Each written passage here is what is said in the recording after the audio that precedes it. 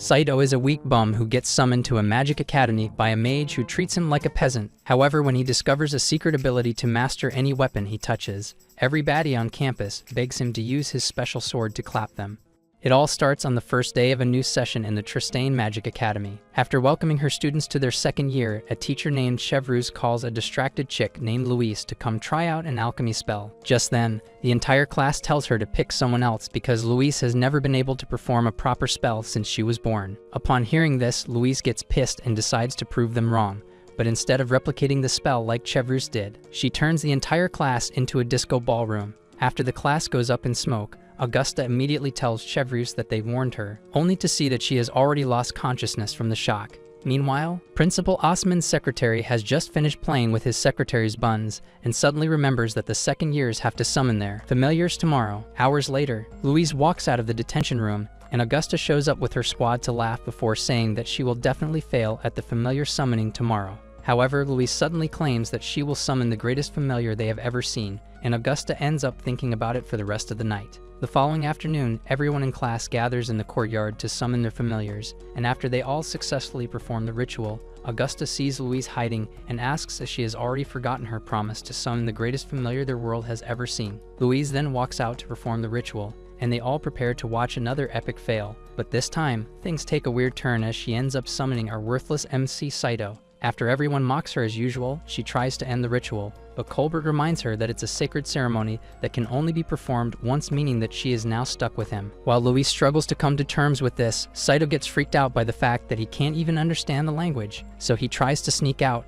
but Louise stops him to complete the ritual with a kiss. The next moment, he senses a powerful energy flowing through his body and starts yelling in pain until a mark appears on his hand and causes him to pass out. Hours later, he wakes up in Louise's room and continues freaking out, so she tries to shut him up with a silencing spell, but it turns into an explosive spell like all her other failed attempts at magic.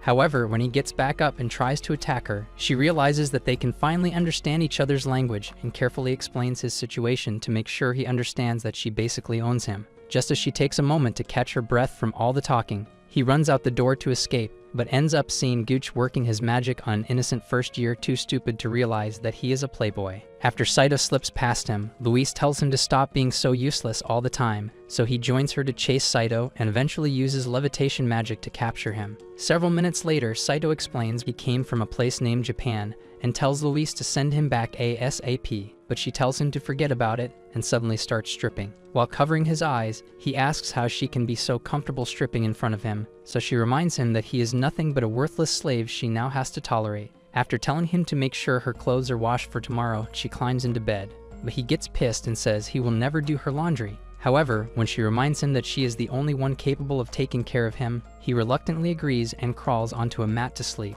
The following morning, he wakes her up with clean clothes and says she has to take the chain off him since he doesn't have anywhere to run to, but she asks for her plot armor first. After he hands them over, she tells him to dress her up, but he once again tries to refuse, so she promises to take off the chains if he stops arguing over every single command. Minutes later, she takes him to the breakfast hall, and he gets excited to see the luxurious feast they are having, until she points to the ground and reminds him that peasants don't get to sit at the table. After munching on stale bread for breakfast, he follows her outside and asks why she didn't just leave him in the room, before asking why everyone is playing with their familiars. Just as she explains that they have to spend the day building a strong bond with their familiars, Augusta shows up with her flaming salamander to show off as usual. As soon as she leaves, Louise takes her anger out on Saito and orders him to get her some tea, so he leaves and accidentally bumps into a maid on the way out. He immediately helps her with the spilled cake, but she recognizes the sign on his hand and asks if he is the peasant familiar everyone is talking about. After he introduces himself, Gooch starts demanding for his cake, so he offers to take it, but Siesta reminds him that it was just on the floor. Saito still insists on taking it to him as revenge for what he did last night, and Gooch barely notices as he cooks up diabolical lies to keep his girl, Margarita, from realizing that he is a professional grade cheater. Just as she mentions a rumor about him raising up a first-year girl, Saito thanks him for the save last night and says he finally understands the class ranking system, because the brown cloak on the girl from last night obviously means she was a first year. This causes Margarita to get even more suspicious, and like that isn't enough, Katie starts searching for him, so he quickly grabs Margarita to sneak inside. Unfortunately, Saito directs her right to him, and when she offers to feed him the sweet treats she made, Saito asks if that was why he seemed so intoxicated with her last night, As both girls start interrogating him, he tells Saito to stop running his mouth, but Saito doubles down and tells him to do a better job at double dating next time. The next moment, Margarita shuts down his nervous system with a brutal slap that attracts the rest of the class to watch the humiliating spectacle. To redeem his already tarnished reputation, Gyuch challenges Saito to a duel and immediately starts heading to the fight court. Just then, Louise grabs Saito and says he has to apologize, but he refuses and asks for directions to the fight court. In a matter of seconds, they both get surrounded by the entire class, and everyone gets excited to see if Gyuch is as good at fighting as he is with the ladies. However, Louise suddenly starts begging Gyuch to stop because there is no way Saito can win against his magic. Thankfully, Saito still refuses to back down, so Gyuch summons an armored golem that immediately shatters his ribs with a brutal punch. While the fight continues, Colbert has just shown Osmond the sign that appeared on Saito's wrist and reminds him that it has only ever appeared on a legendary familiar spirit. By then, Saito's face has started changing shape, so a nerd chick named Tabita starts heading out with her dragon. But despite this, Saito still refuses to back down, so Gyuch hands him a sword out of pity and gives him the option to back down if he apologizes for the disrespect. As soon as Saito reaches for the sword, Louise holds him back and tells him to apologize because Gyuch will really go all out if he picks it up. But he refuses and says he will never bow to a worthless pimp before grabbing the sword. Just then, he notices a sudden increase in his strength and cuts down Gyuch's golem with a single slice. After he easily slices through the rest of them, Gyuch admits defeat like the useless beta he is, so Saito drops the sword and suddenly passes out. 3 days later, he wakes up in bed and sees Siesta, who then tells him how long it's been and explains how Louise has been taking care of him. Several minutes into his usual laundry duty, all the other students start heading to class with their familiars, so she grabs him by the ear to join them.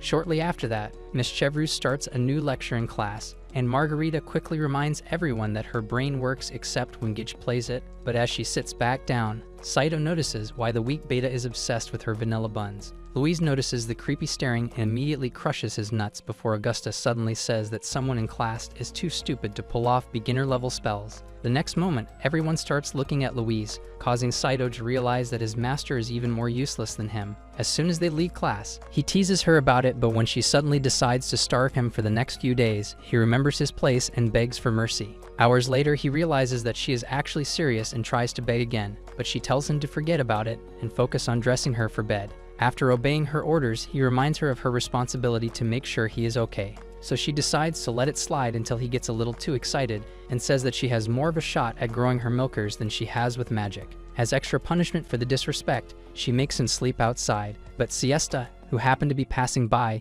takes him down to the kitchen for an all-you-can-eat buffet. He gets surprised by the hospitality from all the workers until the head chef, Marteau, says they all became a fan after he defeated Gyuch and showed that you don't need special abilities to stand up to magic users. Saito then tries to explain that he doesn't even know how he did that. But Marteau's love reaches new heights, and he suddenly asks for a smooch on his hot mouth. After pushing him away, Saito quickly finishes the meal and heads out with Siesta to thank her for nursing him back to health. However, she tells him that it was actually Louise that brought him back from the other side with a very expensive potion. Upon hearing this, he tells her not to give Louise any credit because she probably has a lot of money lying around, but then she suddenly asks if they can have a more personal discussion sometime in the future. This catches Saito off guard, but he manages to stay composed and once again thanks her before heading back inside. Just as he reaches the hallway, he sees Augusta's familiar and tries to run, but it quickly pins him down and carries him all the way to her room, where she had been waiting to show off her chocolate-flavored buns. Despite seeing the obviously freaky lingerie, he acts dumb and asks what she wants. So she gets close and says she has been dreaming of his meat stick ever since the fight with Gyuch. However, just as she tries to get a kiss, her boyfriend starts showing up for the usual workouts, so she tries to cook up a lie but ends up blasting them all away from the window.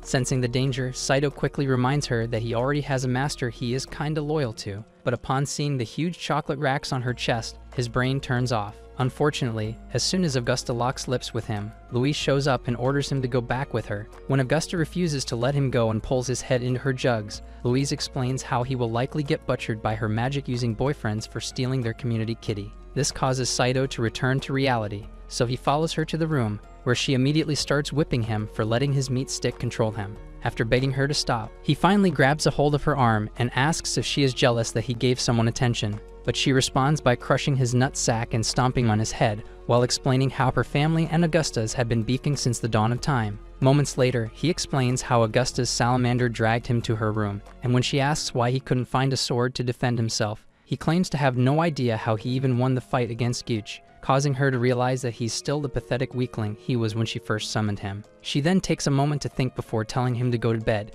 because they have to wake up early for something. As he immediately grabs some straw to head out, she tells him to stay in the room in case Augusta tries to get freaky again. But he misunderstands and thinks she actually has a soft spot for him, so she decides to beat some sense into his empty skull. Early the next day, Augusta gets ready to go win his heart, but after seeing him leaving with Louise, she quickly runs to Tabitha's room to ask for help following them. After she cooks up a sob story about how Louise is keeping her from her one true love, Tabitha summons her dragon to track them down. Hours later, Louise and Saito make it to a merchant town, and after a couple minutes of walking around, she finds the weapon store and takes him inside to find a sword. The beaver hybrid who owns the store initially gives him a sword that looks like a fancy toothpick, and when Louise demands for the best one, he decides to rip her off and pulls out the most fancy piece in the store before claiming that it's almost the same price as a small mansion. The price obviously shocks Louise, so she tells him her budget, and he proceeds to pick out a condemned sword. When Saito starts complaining about how old it looks, he swears that it's actually a hidden gem no one seems to notice, so Louise reluctantly agrees to pay for it. On the way out, Saito continues whining, so she admits to being a little low on cash and tells him to shut the hell up, but he suddenly remembers when Siesta told him that she spent a fortune on the healing potion that revived him. As they make their exit, Augusta, who arrived just in time to see them leave the store, decides to get the fanciest sword money can buy. By evening, she presents it to Saito and clowns Louise for being a cheap master, while Tabitha reminisces on how she used her plot cans to deceive the brainless store owner into selling it for cheap. Just as both girls start arguing over who gets to take care of Saito, the rusty sword tells him to shut the hell up so he can sleep. They both immediately get close to make sure it's not a case of collective madness, and after the sword introduces itself as Delfinger, Saito agrees to keep it while Louise wonders why she always gets the abnormal stuff. Days later, Osmond signs an agreement for a wealthy count named Mott, who then thanks him before turning to leave. Upon reaching the door, he sees Secretary Milkbags and immediately asks her to dinner, so she quickly covers her assets and thanks him for the offer. Once inside, she asks Osman what he came for, but he tells her to focus on a mage thief that recently started stealing valuable stuff from magic users. She then tries to figure out who they could be, but Osmond starts teasing her cakes with a toy, so she decides to beat him up again. By sundown, many hours later, Saito tries to wash silk lingerie, but he quickly gets confused, so Siesta shows up and helps him with it before asking where he came from, because every regular person should know how they wash silk clothes. Instead of going through the whole process of explaining 21st century Japan, he simply tells her he came from a faraway land, but then she suddenly thanks him for everything he has done since he showed up. After she also claims to feel a lot better about her job because of him, he heads back inside and wonders why something seemed off with her. The next moment, Augusta opens her door to lure him in, and when he tries to make a run for it, she reminds him of the sword she bought and offers to give it to him since she won't be using it anytime soon. After following her inside to collect the sword, he asks why she is obsessed with pleasing him when she already has an army of loyal high-level simps, so she starts explaining how she has never clapped a low-level peasant before. Upon realizing that he is just an experiment to her, he gets up to leave, but she stops him and starts offering all her valuable items as gifts to change his mind. Despite all this, he still refuses to stay with her. Come on, man. So she pounces and admits that she enjoys it when he plays hard to get. Louise then shows up to rescue him and asks why he even wanted the sword since he had already chosen Delfinger. The next morning, she tells him to stay outside with all the other familiars, but after she leaves, he quickly gets fed up with the other familiars and starts heading inside when Marteau suddenly offers to feed him again. In the kitchen moments later, he stuffs his face as fast as possible before asking for Siesta because he hasn't seen her all day. Just as he apologizes for forgetting that she doesn't work in the kitchen, Marteau tells him that she actually quit and went to work for Count Mott just before sunrise. Later in the afternoon, he tells Louise about it and asks why she would just go to work for someone like that. So Delfinger explains how sudden job placements like that definitely mean that she is going to be draining Mott's pipe for the rest of her life. A couple minutes later, Geach starts working his magic on Margarita again, and when Saito shows up, he panics, but Saito tells him to relax because he just wanted to ask a couple questions. Shortly after their conversation, Louise notices that he hasn't come back inside for dinner, just as Augusta also shows up with a feast she prepared to win him over. Louise immediately tells her to stop trying to deceive him, but Augusta tells her that there is no point fighting over it since he isn't even here. They then try to figure out where he could have gone until Geach says he was asking for directions to Count Mott's estate. While Augusta immediately starts laughing at Louise for losing her familiar to a count, she realizes why he went there and runs off to stop him. Over an hour later, Saito makes it to the estate, but immediately gets greeted by a guard, who then takes him to see Count Mott. As soon as he asks for Siesta back, Mott gets pissed and tells him to be grateful that his guards don't rip him to shreds on the spot, but Saito continues begging and promises to do whatever he asks if he agrees to let Siesta go back to the academy. When Mott tells him to forget about it and says she will please him until he gets tired, Saito tries to attack, but gets held back by the guards. Mott then decides to punish him severely, but Siesta runs out to beg on his behalf. After she also promises to do whatever he wants, Mott tells Saito about a special book belonging to a powerful family and promises to let Siesta go if he can retrieve it from the family's daughter, who is currently a second year in the academy. The moment he mentions the family's name, Saito runs out as he remembers that it's the book Augusta showed him, but Louise shows up on a horse and takes him back to her room, where she tells him to forget about Siesta because there's nothing they can do about it. However, the moment she falls asleep, he sneaks off to Augusta's room to ask for the book, and she easily pulls it out before explaining how useless it is to her. After saying that the book gets guys in a freaky mood, she shows him that her cakes can do a much better job of waking little Johnny before pulling him close and saying that he can have the book if he agrees to date her. The next moment, he gets pissed and says all powerful magic users are the same before grabbing the sword she got him and storming out. Minutes later, Tabita sees him running off on Louise's horse and heads over to her room with Augusta to remind her that Mott can legally murk him as soon as he draws the sword to fight. While they immediately take off on Tabita's horse, Saito makes it inside the estate and easily gets caught by the guards, who then take him inside to see Mott. Without so much as a negotiation, he pulls out the sword to fight, but suddenly senses a strange level of fear that causes his entire body to shake violently. Mott then reintroduces himself as a powerful mage and knocks over a vase before attacking him with the water, just as he prepares ice swords to finish Saito off. Louise runs inside to save him and begs Mott to show mercy to her brain-dead slave. When Mott refuses and tells her to start calling her folks to discuss punishment, Augusta pulls out the special book he asked for and introduces herself to him. As soon as he collects it and agrees to let it slide, Saito asks for Siesta, and he also tells the guard to send her back before pulling out a corn magazine. Upon seeing it, Saito realizes that it was definitely summoned from the regular world, which means there might be hope for him after all. Back at the academy later that night, Siesta thanks him with a kiss, and he remains delirious because of it, so Louise decides to starve him until he starts hearing voices from the other side. A couple nights later, the mage thief known as Sandy breaks into another estate to steal a prized necklace as preparation for a major heist. At the academy the following day, Louise gives up on teaching Saito to march and takes a moment to think before accepting that he is completely useless. When he asks why she is so fixated on teaching him a skill, she tells him about the annual exhibition where all second-year students have to display the special talent of the familiars they summoned. After he tells her to forget about it, she explains how important it is and says she is tired of being laughed at by all the other students. Saito then comes up with an idea to sing a song while washing her plot armor, since it's the only thing she ever taught him how to do. However, as soon as he finishes presenting the song, she pulls out the whip to flog the stupidity out of his brain. While trying to beg for mercy, he trips over his sword, and it suddenly gives her an idea, so she asks if he can just show off the sword skills he used on Gooch instead. Unfortunately, the fact that he almost became human kebab in Mott's estate prompts him to tell her that the fight with Gooch was an unexpected streak of luck, so she tells him to figure something out before heading to class. After hours of dancing around the courtyard, he gives up and asks Delfinger for help, but the rusty old sword calls him stupid for even asking that and says he is only built for actual combat. Just then, Siesta shows up and asks what he is up to, but he immediately remembers her kiss from the other night and steps back to resist her charms. However, she only asks if he is practicing for the exhibition and wishes him luck, because all the other students are working hard to impress Princess Henrietta.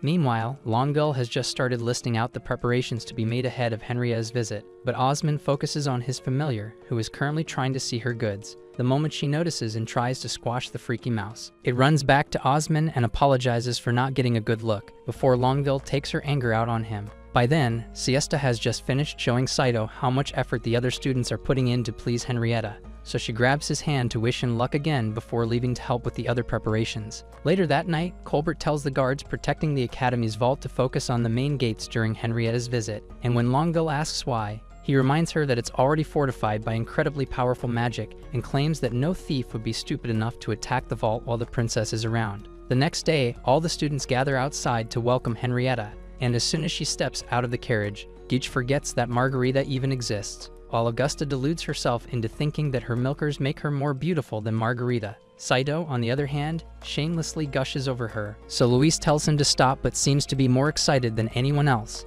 After dinner, she returns to her natural hateful state as Saito continues to disappoint her with his pathetic sword skills, and once again suggests doing the plot armor concert. Just then, they hear someone knocking, so he opens the door and watches in shock as Henrietta runs in to hug Louise. Turns out they were very good friends several years ago and promised to always look out for each other no matter what. After Louise quickly drops to her knees and tells Henrietta that she shouldn't have come to such a low classroom, Henrietta tells her to stop the excessive glazing and says she has been waiting for a chance to meet her ever since her dad passed. When Saito tries to ask for more details about the relationship, Louise pins him to the ground for thinking a peasant like him has the right to speak. However, Henrietta tells her not to worry and admits that she has been curious to meet the famous familiar that pulled the sword against Mott. Upon hearing this, Louise asks how they didn't get into trouble if news already reached the palace, so Henrietta reminds her of their promise to look out for each other. Louise then forces Saito to show gratitude before seeing Henrietta out with a warm hug. Before leaving, she wishes Saito luck with the familiar presentation tomorrow, and he immediately tries to work his magic on her, only to get aggressively whipped and humiliated by Louise. The next day, all the students put on an amazing show with their familiars, and after Tabita's dragon steals the spotlight, Louise accepts that they will only receive insults, so she tells Saito to simply introduce himself and walk off stage. Moments later, she climbs on stage with him and tolerates the usual insults so they can leave as soon as possible. But Saito pulls out Delfinger to show off his new skill, only to end up embarrassing her even more. It gets to the point that even the weak playboy he once defeated joins to insult them, so Louise drags him out by the ear to end their humiliation ritual. At the same time, the mage thief has just realized that the lock on the Academy vault is much too complex for her level of magic, so she quickly jumps out and summons a Titan-class golem to break into it, only to get stopped by an even stronger barrier. The next moment, Louise and Saito walk in on her failed attempt, so she immediately launches an attack while Tabita gets announced as the winner of the familiar tournament. Luckily, Saito manages to push Louise out of the way, but he gets captured by the golem, so Louise decides to stay and fight back to protect him. Despite knowing that she barely has any control over her magic, she conjures up a spell to blast the golem, but it misses and cracks the wall the mage thief had been struggling to put a dent in. She initially gets shocked by the power of Louise's failed blast, but decides to use it to her advantage by finally breaking into the vault. By then, everyone at the ceremony begins to wonder where the loud bang came from, so Tabita takes off on her dragon but ends up being a little too late, as the mage thief finally obtains the Staff of Destruction and drops Saito before leaving. Hours later, Osmond sees the letter she left to taunt him and receives word that the knights could only find a pile of rubble, which is likely the golem she summoned earlier. While he wonders how the kingdom's sacred treasure could get stolen so easily, Henrietta catches up with Louise to ask if she is okay, and when Louise apologizes for letting the thief get away, Henrietta tells her not to worry about it and leaves to make a formal report at the palace. Saito then notices the worried look on her face and asks if it's really that big of a deal, so she tells him about the slowly increasing hostility Henrietta has been facing. After realizing that being a royal isn't all sunshine and diamonds, he asks Louise why she didn't run when the golem captured him, so she reminds him of her duty as the mage who summoned him. In class the following day, Augusta resumes her mission to clap Saito by feeding him until Louise loses it and attacks him. Augusta then tells her to accept their new reality because they won't be receiving any lectures until the Academy retrieves the sacred treasure. The next moment, Colbert rushes in and takes the both of them, as well as Tabita, to Osmond's office, where Longueuil explains the rumors she heard of a suspicious person living in an old hut out in the woods. After she hands over a sketch she was able to get, the girls immediately recognize the thief, so Colbert offers to alert the palace, but Osmond decides that they have to get it back themselves so the thief won't escape. However, when he asks for volunteers to go take her down, the usually boastful mages all remain silent until Louise raises her wand and offers to handle it on her own. Augusta immediately raises her wand as well to make sure Louise doesn't get all the credit, and Tabita decides to join just because the both of them might end up attacking each other instead of the thief. Upon seeing this, Osmond reveals that Tabita is actually a knight and also explains how powerful Augusta is, but his tongue gets tied when he tries to say something good about Louise, so he decides to focus on the fact that she managed to summon Saito. After Longueuil offers to lead them to the thief's hideout, they all get a carriage and begin the journey into town.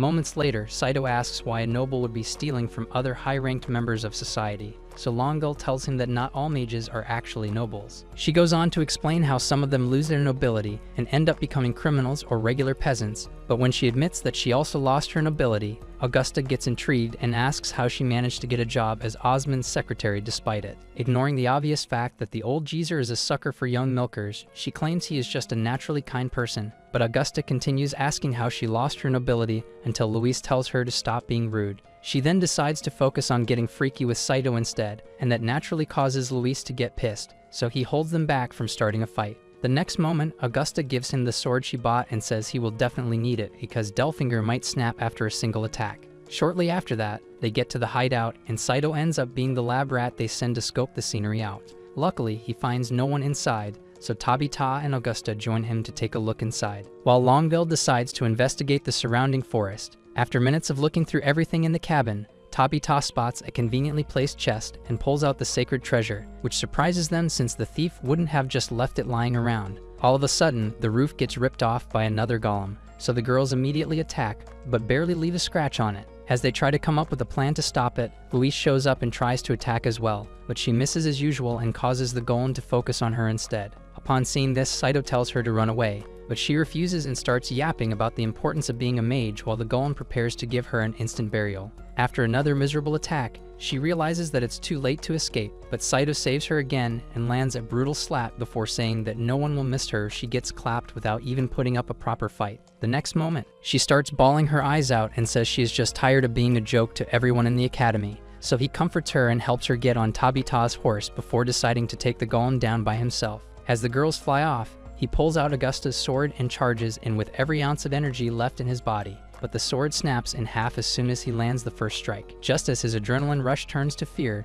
Delfinger offers to help him out, but Saito hesitates and asks how he plans to help when the gold sword couldn't do a thing. Delfinger then asks if he has a better idea, so he agrees to it and finally activates the power he used against Geach. With his strength amplified, he tears through the golem with ease, but it quickly regenerates from all his attacks, causing him to realize that it might take a lot more than powerful slices to win. Louise notices this and grabs the Staff of Destruction from Augusta before jumping off the dragon with levitation magic. Just then, Saito takes a close look at the supposed staff and realizes that it's actually a rocket launcher, so he quickly grabs it from her and finally destroys the golem by blasting its head. After Augusta hugs him as a reward for being so talented and brave, they start to wonder why the thief wasn't with the golem until Longueuil grabs the launcher and says it was her this entire time. She then explains how she lured them out because she couldn't figure out how to use it, and after calling Saito a name used to address a legendary familiar, she tries to blow them up but gets disappointed when nothing comes out. As she tries to figure out why, Saito quickly knocks her out and explains that it only has one rocket equipped before they all head back to the academy. After thanking them for the save, Osmond promises to throw a banquet for the girls and tells them to expect rewards from the palace, but when they ask if Saito will be getting any, he reminds them that he is the only noble that doesn't discriminate. Saito then says that all he wants is answers, so the girls head out while he asks Osmond how the launcher ended up in their world. It all happened 30 years ago when Osmond was about to get eaten by a dragon, but got saved by a soldier who suddenly appeared with 2 launchers and passed out from his injuries. Osmond further explains how they buried him with the first launcher and kept the second as a sacred treasure, but the history lesson leaves Saito even more pissed than when he first arrived because he still can't find a clue to get back home. Hours later, Louise shows up for the ball and suddenly becomes the center of attention, but she ignores all her previous haters and heads straight to Saito, who then admits that she doesn't look like the usually toxic boss he sleeps with every night. When the music starts playing, he tells her to go dance with the other nobles, but she swallows her pride and asks him to dance with her instead, so he takes her to the floor and quickly masters the steps. She then apologizes for not believing what he said about being from another world and gets a little sad that he wants to go back. However, she decides to ignore her own feelings for once and thanks him for saving her, while Delfinger watches and wonders if he will ever find a sassy girl's sword to spin around like that. The following day, Henrietta invites them both to the palace to congratulate Louise on her promotion in rank and also commend their efforts in taking down Longueuil. When she extends her hand and asks Saito to promise that he will always look after Louise, he gets confused by the gesture, so Louise explains that he has to kiss her as a show of respect. However, the slow-brained creep misunderstands and suddenly pulls Louise in for a sloppy kiss Yeah, boy. that instantly short-circuits her nervous system. Moments later, Louise redecorates his face and promises to Unalif herself along with him if Henrietta wants, but she decides to let the kiss serve as his reward for everything. Louise still asks for a way to properly apologize for the blatant disrespect, so she tells them both to live in town for some time and hands Louise a royal ID before explaining how she started receiving rumors of some of the locals being mistreated by nobles. Due to the severity of punishments given to normies who stand up to nobles, no one has ever dared to fight back, so she begs them to go undercover and figure out what is really going on.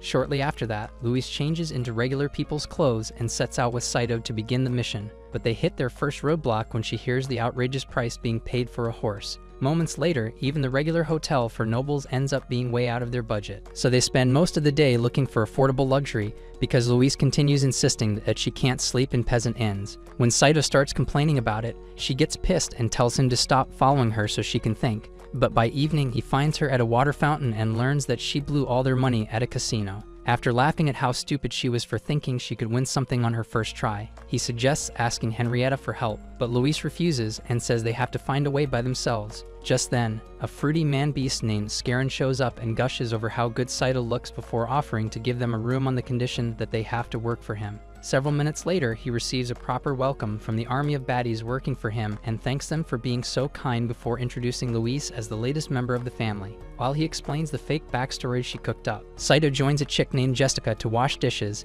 and quickly works his riz on her while Louise boils with jealousy. The next moment, Scarron tells everyone that they will be spending the week competing for who gets the highest tip and reveals a magical outfit as the ultimate prize. When he explains how its magic causes customers to empty their wallets for whoever wears it, Louise decides to win at all costs so she can return to a life of luxury. However, her motivation suddenly fades away after her very first client starts paying more attention to her perfect skin than the drink he ordered. When he tries to grab the melon seeds, she spills the wine all over him and tries to put him in his place, but Scarron quickly jumps in to distract the customer. Minutes later, Saito manages to calm her down and reminds her that it's the only way they can afford a place to stay, but she continues rambling about how miserable she feels, so he gives up and decides to turn in for the night. Shortly after that, he falls asleep, but she stays up wondering how he adapts so easily until a bunch of bats suddenly attack her. She then sneaks into his blanket to spend the night and goes on to spend the rest of the week traumatizing Scarron's customers, while Saito gets even closer to Jessica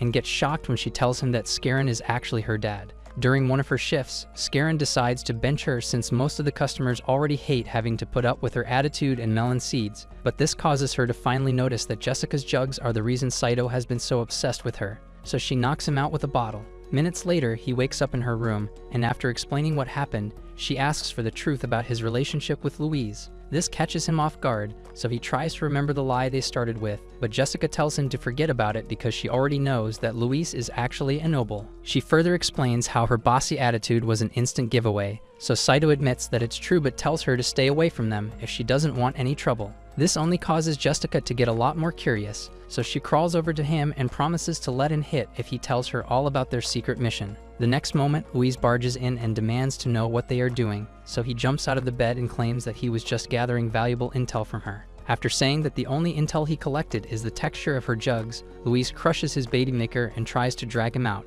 but Jessica stops her and asks how she plans to win the tip contest with her surfboard chest. By the following evening, she loses hope since it's the last day and she still hasn't received a single tip. But then a human walrus named Turen suddenly walks in with his guards and chases everyone else away, while Scarron immediately starts stroking his ego. Jessica tells Saito how he torments the locals with his power as a noble and leaves them no choice but to accept the torture since he is in charge of tax collections. The next moment, Louise foolishly decides to serve him as she thinks he might be her ticket to the magic outfit, but her hopes get dashed when he takes one look at her flat chest and asks Scarron why he is hiring guys to dress up as chicks. When he still tries to check if there is anything there, she attacks him and immediately gets surrounded by his guards, so Saito jumps in to protect her but realizes that he left Delfinger in the room. Luckily, Louise kept her wand strapped to her legs, so she blasts Turen's teams before showing them Henrietta's letter and revealing who she really is. Turen immediately offers her all his money and promises to never trouble the locals again, so she lets him off with a warning and ends up winning the contest as she received more tips than any of the girls got throughout the week. Later that night, she puts it on for Saito, who then loses motor function in his brain the moment she steps out.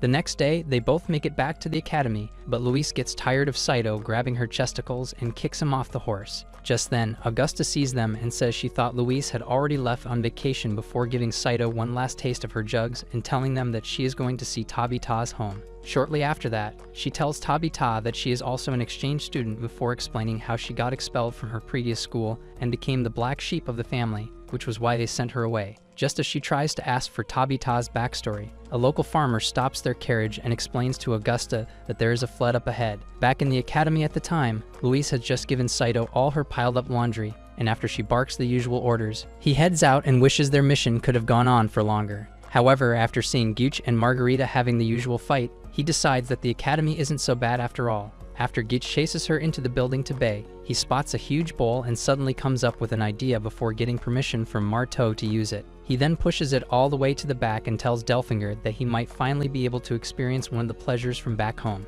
Meanwhile, Augusta has just seen that the flood submerged a small settlement, but she gets more intrigued by the royal insignia on the outskirts of the estate. Moments later, they arrive at Tabita's family mansion, and Augusta realizes that she is a part of the country's royal family before her butler, Percerin, welcomes them both inside. After getting seated inside the mansion, Augusta sees a picture of her father and asks to meet him, but Tabita refuses and tells her to wait before heading inside. Percerin then serves Augusta a cup of tea and admits that he didn't expect Lady Charlotte to bring a friend with her, but Augusta gets shocked and asks if that's Tabita's real name. Upon realizing that she chose a different name for the academy, Percerin tells her that Tabita only enrolled in the academy because it was an order from her uncle, the current king of their nation. By then, Tabita has just entered her mother's chambers to greet her, but her mum loses it and accuses her of trying to unalive her daughter like they did to her husband. While Tabita continues listening to her hurtful words, Percerin tells Augusta that Tabita's dad got murked by his older brother 5 years ago because they had to fight over who would become the new king.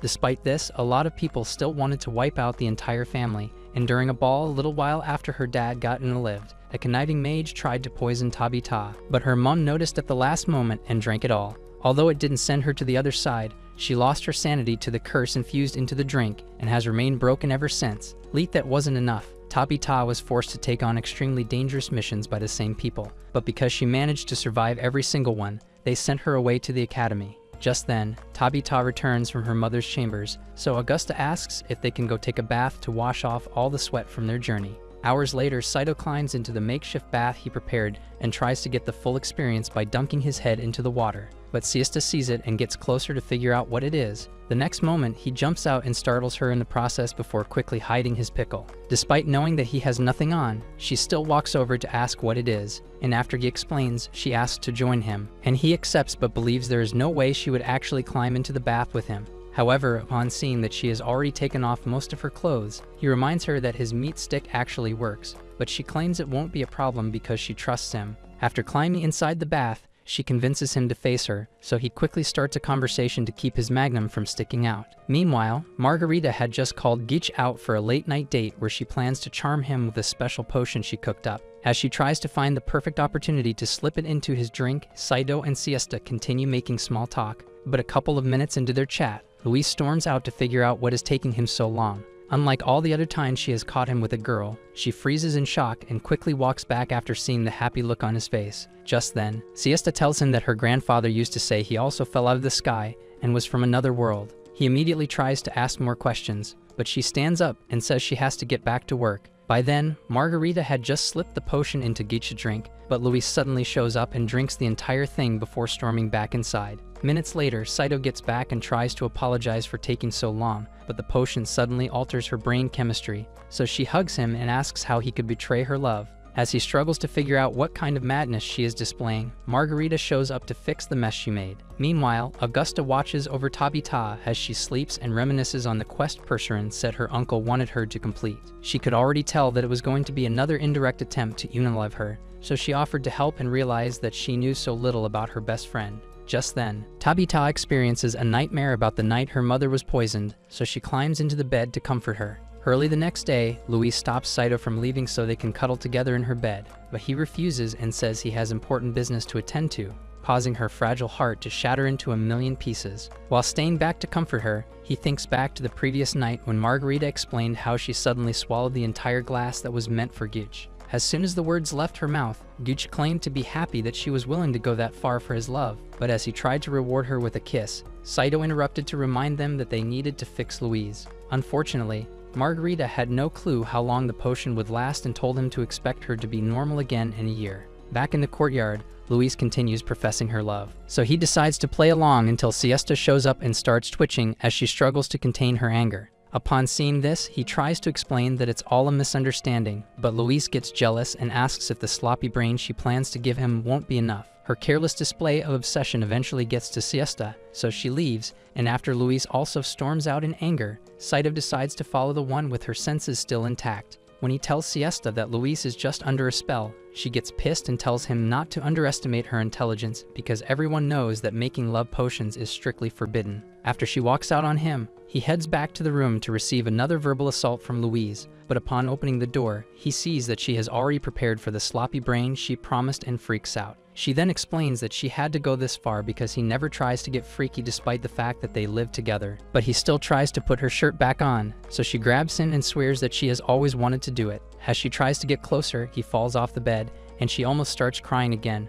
but he quickly hugs her and promises to get her back to normal. Moments later, he barges in on Margarita and Geach's couple's time to say that she has to fix Luis immediately, but she refuses and insists that the only way is to wait for the effects to wear off. However, when he decides to go tell Osman about her illegal activities, she suddenly remembers a magic drug to fix it, but says they have to leave the academy to find the ingredients. Saito then suggests leaving tomorrow, but she tries to complain again, so he reminds her that he is the only thing keeping her from being expelled. Hours later, Louise decides to try a more freaky approach to lure him into bed, but he resists and only promises to watch over her, so she falls asleep while he wonders when the torture will end. The following morning, they all leave the academy on a bunch of horses and spend more than half of the entire day riding before getting to the special Lake Margarita told Saito about. But after seeing that the water level is unusually high, she tells them that the spirit residing in the lake is pissed. They get confused by this, so Margarita further explains how she forged a contract with it in this same lake years ago. But seeing as it is currently flooding the entire town,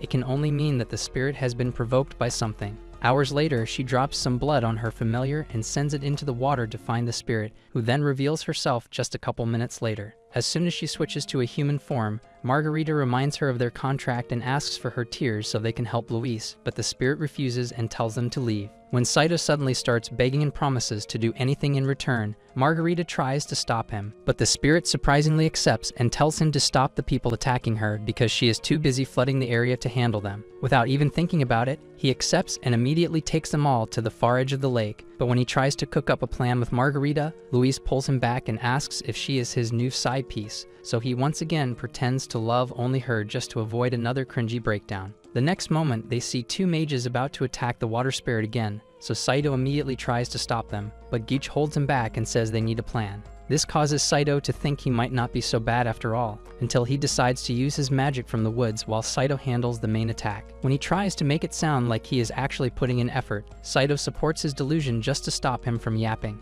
Geach then launches the first attack with an earthquake-bending skill, and after both mages easily block all of them, Saito pulls Delfinger out and unleashes a flurry of attacks. Despite this, he still gets blasted away, but as the mages prepare to finish him off, Luis unleashes a powerful blast that almost obliterates the surrounding woods. The next moment, they realize that it's just Augusta and Tabita, so they all explain everything that has happened so far before Augusta tells them that Tabita can't return home without stopping the water spirit. Moments later, they return to the lakeshore to ask why she is flooding everywhere in the first place, so she tells them about a special ring that got stolen from her by a man named Cromwell, and explains her plan to gradually flood the entire world because her ability to sense life force in water will help her locate it. When Saito promises to get her the ring back in exchange for the tears, as well as hitting pause on her planet-flooding plans, they all call him stupid for thinking the Great Water Spirit will take him seriously. To their surprise, she easily accepts his terms and says something about having experience with him in the past before giving them the tears and returning to the water.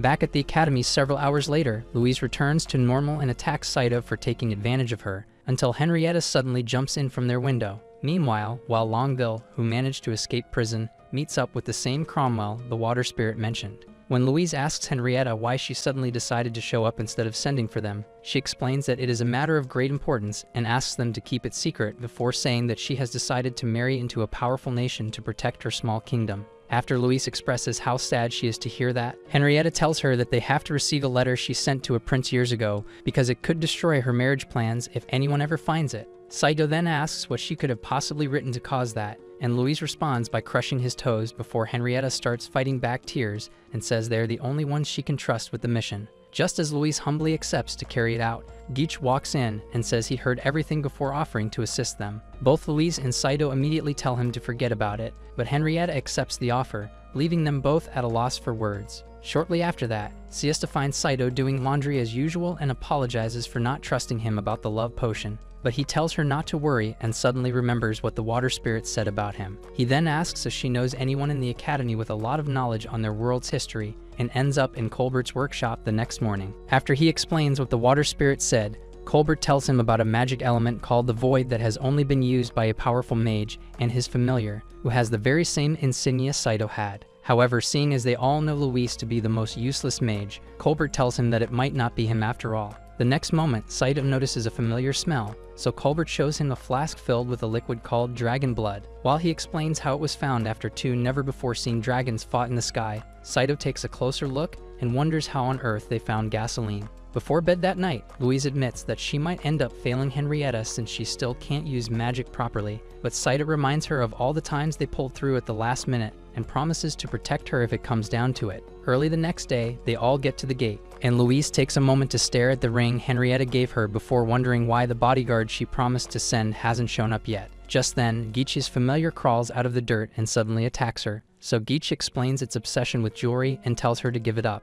After refusing, Louise continues trying to fight it off until a powerful gust of wind blasts it away. The next moment, they see a griffin in the sky and watch as it lands before a mage named Wards climbs off and introduces himself as their bodyguard. While Geach immediately recognizes him as the famed Mage Knight, Louise remains frozen in shock until Wards walks over to her and says he has missed his lovely fiancée before picking her up. At that same moment, Augusta wakes up and boils over with envy as she watches Wards carry Louise off to get started on the mission. Minutes later, Geach continues glazing and slowly starts pissing Saito off, while Louise asks Wards why he came since the Griffin unit usually doesn't take on secret missions. After he says it was all just to see her again, she thanks him but notices that Saito is gradually getting close to a full crash out. Hours later, they finally make it to the port town closest to the nation Henrietta mentioned, so Wards decides to go find a spot to crash for the night, while Louise takes the opportunity to tell Saito that she didn't actually agree to a marriage with him. Despite feeling jealous, he manages to keep his emotions in check and admits that Wards is way more respectful than all the other nobles he has encountered. Much later, they get dinner at a local restaurant, and Saito continues to ignore Wards until he starts asking about all his recent takedowns and admits to being fascinated by how strong he is.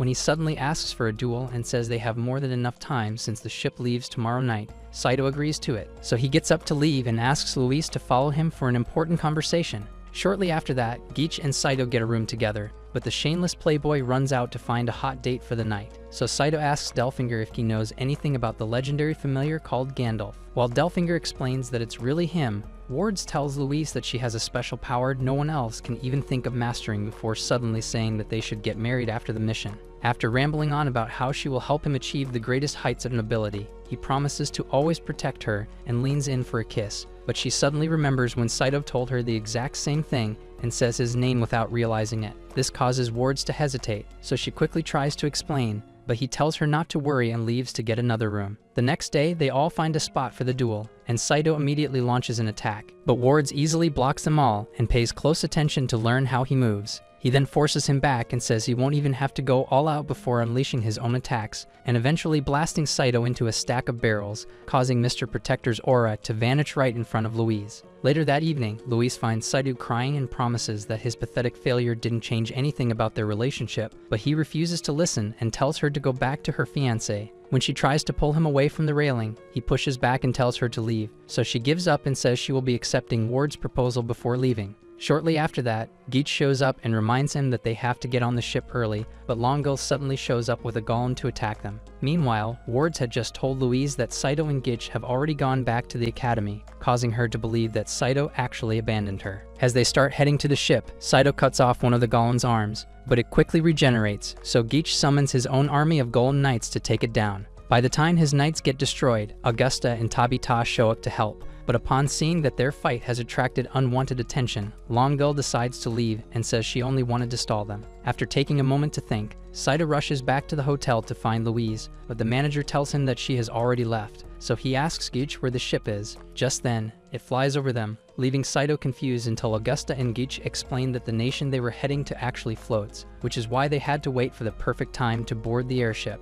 As soon as they notice that Louise and Wards are not around, Saito runs to the edge and screams her name. She hears it but struggles to see anything since they are already so far away. And when Wards notices, she swears that she was only checking and agrees to become his wife. Minutes later, Saito tells the others what Longueuil said before running off, and says they have to save Louise, but Augusta reminds him that they can't do anything until another ship arrives. The next moment, something forces up the ground, so Geach prepares himself for another golem attack before seeing that it's just his familiar. At the time, Wards and Louise have just toasted to their marriage, but when he starts asking if she knows where Prince Wales is, she refuses to say anything and tells him that Henrietta made her promise to keep it a secret from everyone. After he claims to be okay with it and leaves, she spends the rest of the night convincing herself that marrying him is the right thing to do. The next day, they finally make it to the floating kingdom of Albion and track down the abandoned chapel Henrietta told her about, but as soon as they step foot inside, a bunch of knights surround them. Wards then explains where they come from, but the commander refuses to believe him because no outsider should know where the chapel is.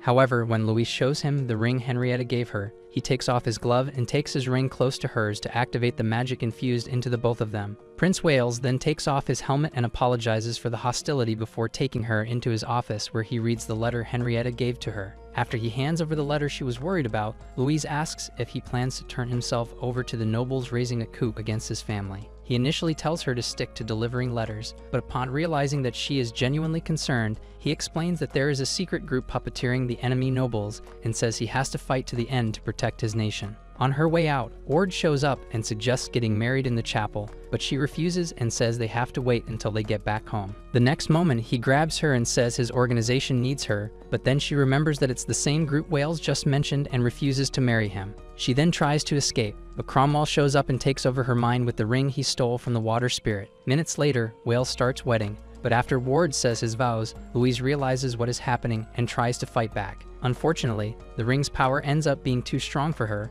but Saito finally shows up and calls out her name until the spell breaks off. Wards immediately asks how he even found them, so he explains how Geach's familiar tracked the scent of Louise's ring. The next moment, Ord stabs Wales through the heart, but before entering the light, he gives Louise his ring and wishes her luck. Upon seeing that, Saito immediately tries to attack, but Wards easily knocks him down and says Longueuil should have murked him. When he tries to convince Louise to marry him again, Saito gets back up and fully activates his abilities, which gives Delfinger an instant makeover in the process. With his power level at its max, he easily blocks all of Ward's attacks and finally lands a powerful hit. But Wards manages to pull himself up and shows them Henrietta's letter before setting the chapel on fire and leaving. The next moment, a ceiling beam breaks off and nearly ends the lovebirds, but Augusta and Tabitha rescue them. Despite this, Louise gets emotional about Ward's betrayal, so Saito reminds her of his loyalty with a kiss. Early the next day, Louise goes to see Henrietta and breaks the bad news before losing control of her emotions. But Henrietta also breaks down, so they take some time to console each other. At the academy later that morning, Louise walks in on Colbert getting permission from Osmond for an important mission, and after he leaves, she gives Osmond a report of everything that happened. After he tells her to get some rest, she asks about the Void because Cromwell said something about her being the one with its power before he fried her brain. Osmond then stops her from finishing the story and says it must mean that Saito is really the legendary Gandalf. Shortly after that, she tries to get changed, but he suddenly walks in with her laundry, so she hides and asks what took him so long to finish. When he starts the usual argument, she starts to wonder how he can act so normal after the kiss they shared, but then he tells her to cheer up considering everything she just went through. This causes her to think there might be hope for her love life after all until her plot armor slips off. Moments later, she notices that its band got ripped and asks how, but he claims to have no idea before suddenly remembering that he actually ripped it up while washing a couple days ago. He then tries to explain, but she suddenly pulls out the whip to teach him some manners and says he should pay more attention to her stuff. When he refuses to accept the punishment and reminds her that he is only doing all this because he doesn't have a choice, she tells him to leave if he really doesn't like it. As he immediately agrees to leave, she attacks him with a pillow, and instead of lashing out on the spot, he walks all the way to his bath and takes the anger out on his foot. He then tries to figure out why he suddenly kissed her, but then Siesta shows up to tell him that she will be returning to her village for the holiday. After suddenly remembering what she said about her grandfather being from another world, he asks for all the details. At the same time, Geach begs Augusta and Tabitha to help him tell Margarita that he was on a mission with them because she now believes that he went to find a new mistress. Just as Augusta tells him to stop acting like he is loyal, they hear Siesta telling Saito about two dragons and decide to eavesdrop on their conversation. Siesta then tells Saito that her grandfather and another person suddenly appeared out of nowhere on a dragon, but while the other guy escaped through the eclipse, he crashed, and a dragon ended up being an heirloom kept in their village ever since. After Saito asks if she can take him to her village, Augusta also decides to follow them so she can see the dragon as well. Shortly after that, Louise decides to go apologize to him for losing it, but just as she tries to find him, she sees him leaving on a horse with Siesta, and immediately goes to ask Marteau where she might be going. Hours later, Saito and Siesta reach the outskirts of her village, but when she offers to introduce him to her parents, he asks if it's really a good idea since they might get the wrong idea. She then apologizes for trying to impose and runs off to find the location of the dragon, while he and Delfinger talk about how she is so much better than Louise. Several minutes later, Siesta returns with a map to the spot the dragon was hidden, but just as they try to leave, Augusta shows up and asks to join the treasure hunt. When Gitch says that it might be the only way to make up for how useless he was in Albion, Saito wonders what happened after Wales got murked. Meanwhile, Cromwell has just turned every civilian in the nation into his puppets so they can wage war against Tristane. Back in Siesta's village, the gang has just located a secret cave which should lead to the dragon, but after taking a couple steps inside, they hear footsteps and prepare for a fight. The next moment, they get attacked with lightning bolts, but Saito counters the attack before recognizing the voice and seeing Colbert with Louise. While he explains his expedition to also find the dragon, Saito and Louise continue their toxic arguments until Delfinger tells them that everyone has already left. Moments later, they all exit the cave and see what appears to be an abandoned hangar. But while Colbert works on breaking the lock, Saito notices a tombstone and gets shocked when he sees Japanese inscriptions written on it.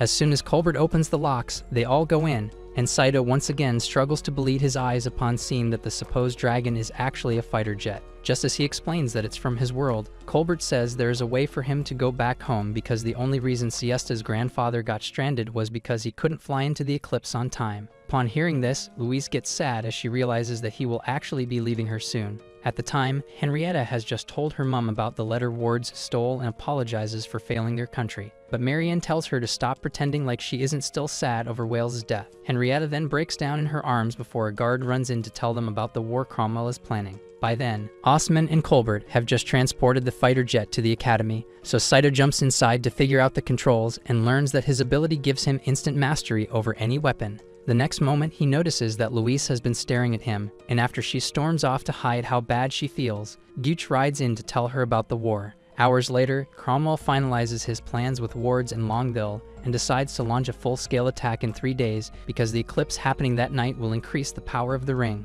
Back in Tristane, Saito has just told Louise that he might be leaving forever on the night of the eclipse, but instead of telling him how she really feels, she acts like it makes no difference to her, so he storms out. By sundown, Delfinger notices that he is still upset about it and asks if she really means that much to him, but he denies it and tucks himself in for the night. Meanwhile, Osman has just gathered the entire academy to tell them about the war, since they would have to shut down until it ends, so most of the students start making plans to go back home. Gooch then uses that as an opportunity to make himself look better by promising to stay back and fight, but Margarita tells him to stop acting like he ever had a choice in the matter. When Augusta asks Louise if she will also leave, she reminds her that she has never backed away from a fight and returns to the room to say goodbye to Saito. The next day, he finds a note beside him and struggles to understand the language, so he shows it to Delfinger, who then says that Louise has finally set him free. He immediately runs out to find her, and after showing the letter to Augusta, she remembers what Louise said the previous night and tells him that she probably went to see Henrietta. Hours later, he asks Delfinger if he has any plans for after the night of the eclipse, but Delfinger says he will probably just end up at another weapons store. Saito then starts to wonder if returning to a world run by gens is the right move and reminisces on everything he has experienced with Louise. The following day, Siesta joins the locals in her town for the usual workouts, but just as she realizes that she won't be able to see Saito off, Cromwell's ship enters their airspace as his army prepares to launch a full-scale attack. Hours later, Henrietta promises to save their nation even if it's the last thing she does, so her mom offers up some prayers of good luck before they start heading out. The following day, Augusta and Tabita go to see Saito off, but after bringing over several barrels of gasoline he managed to create, Colbert tells him about the war. Moments later, they finish loading up the jet, so Saito quickly starts it up and asks Tabita for help to get it into the air since they don't have enough space for a proper runway. However, as soon as he takes off, Tabita decides to join the fight, so Augusta cancels her vacation plan. Meanwhile, Henrietta has just led her army to the front lines and reminds them to stick to the battle plans, but it ends up being pointless as Cromwell's Dragon Knights easily take down Henrietta's Griffin Riders. The regular knights then try to charge in, but plasma cannons from the ship clear out an entire squad in seconds, leaving the others with no choice but to regroup. Just then, they see that the eclipse has just started, so Luis looks around for Saito and sees him entering their airspace with the jet. Instead of focusing on his escape, he starts shooting down all the Dragon Knights to help with the fight, so Wards and Longbill decide to join the battle as well. Just as Saito takes down the last Dragon Knight, Ward shows up on a new species known for its high speed and easily dodges the jet's guns before unleashing his own attacks. While Saito focuses on blocking, Longbill summons her golem to face Geach and the girls and promises to make sure they pay for putting her in jail. Geach immediately tries to run, but Tabita holds him back and asks if he remembers alchemy class with Miss Chevreuse. The next moment, he covers Longbill and her golem with rose petals, but she starts laughing until he turns it all into oil. After Augusta lights her up, the golem shatters and she tries to escape again, so Geach chases after her. Louise then catches up to them, but notices that Saito has started taking hits, so she joins the girls to help him out and waits until they attack the speed dragon before jumping towards the jet.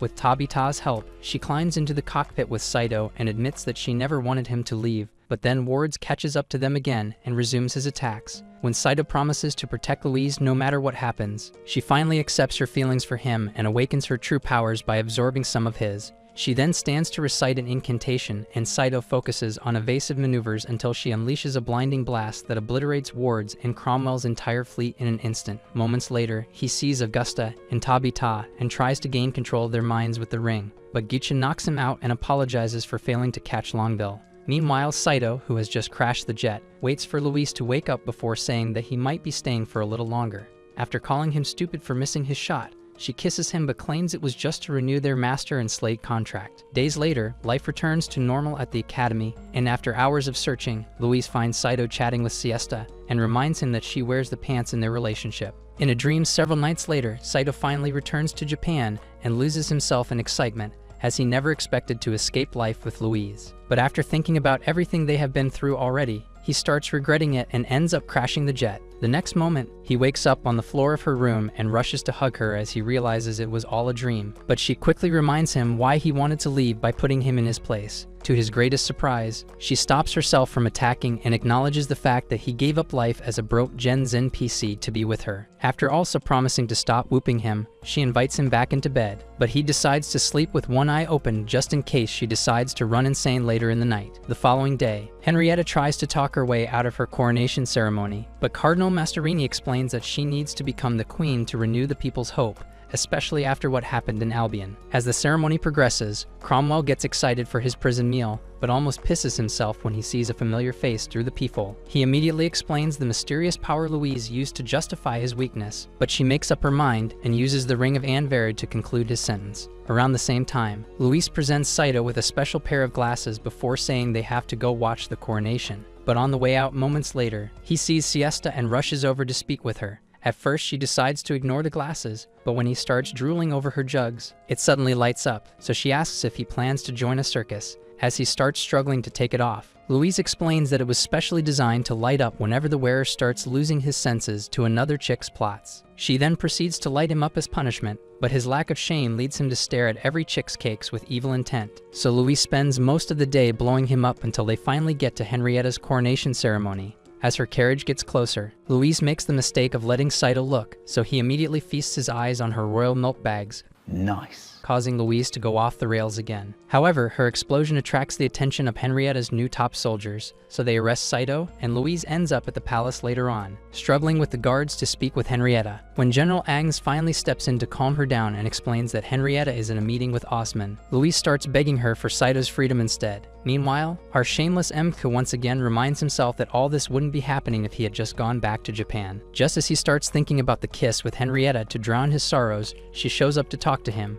but he gets startled and jumps back. She then grabs his hand to ask for a favor, and he immediately offers to do whatever she wants while pouting his lips for a sloppy kiss. The next moment, Aang shatters his face and almost sends him up to the Lord, but Henrietta holds her back before telling Saito about her meeting with Osman. Ever since what happened at Albion, Masarini and practically every other noble in the royal circle has insisted on taking over the nation. But Henrietta explains how dangerous another war could be and asks him for help. Naturally, he agrees to it, but she further emphasizes how important it is for her to have a few trusted allies because it was probably one of their high-ranked guards that left. The prison doors open for whoever murked Cromwell, To seal the deal, Henrietta offers to do whatever he wants in return, so he considers asking for some milk. Yeah, boy. But then Luis walks in, so he tries to explain himself. The next moment, she jumps on him and starts bawling her eyes out because of how worried she was, so he comforts her until they enter a carriage back to the academy. Once there, Aang explains their code names and warns Saito to never look at Henrietta with unholy intentions before leaving. Right then, Luis switches back to being toxic and whips him until sunrise the next day, when Aang returns to tell her that Henrietta was kidnapped. During the night, Henrietta decided to put on the sacred ring of water she wore on the night she swore an oath to love Wales forever. Seeing as he was also head over heels in love with her, he also swore to love her until the end of time. But remembering this caused her to get emotional, as she had still not come to terms with the fact that he was no longer alive. Right then, she heard his voice and immediately prepared herself for a fight, but he actually showed up outside her window and proved that it was really him by holding up his ring of wind. Without giving it a second thought, she rushed over to hug him and asked him to start living with her, but he refused and asked her to follow him back to Albion instead. When she tried to change his mind, he shut her up with a kiss and reminded her of their promise on the lake. Back in Louise's room, Aang has just explained how they found her room empty in the morning and asks if they can join her elite squad for a covert mission to get her back, because her subjects might lose it if they figure out what happened. After they agree to it, Aang tells them that her cadets have already tracked Henrietta towards Lake Lagdorian,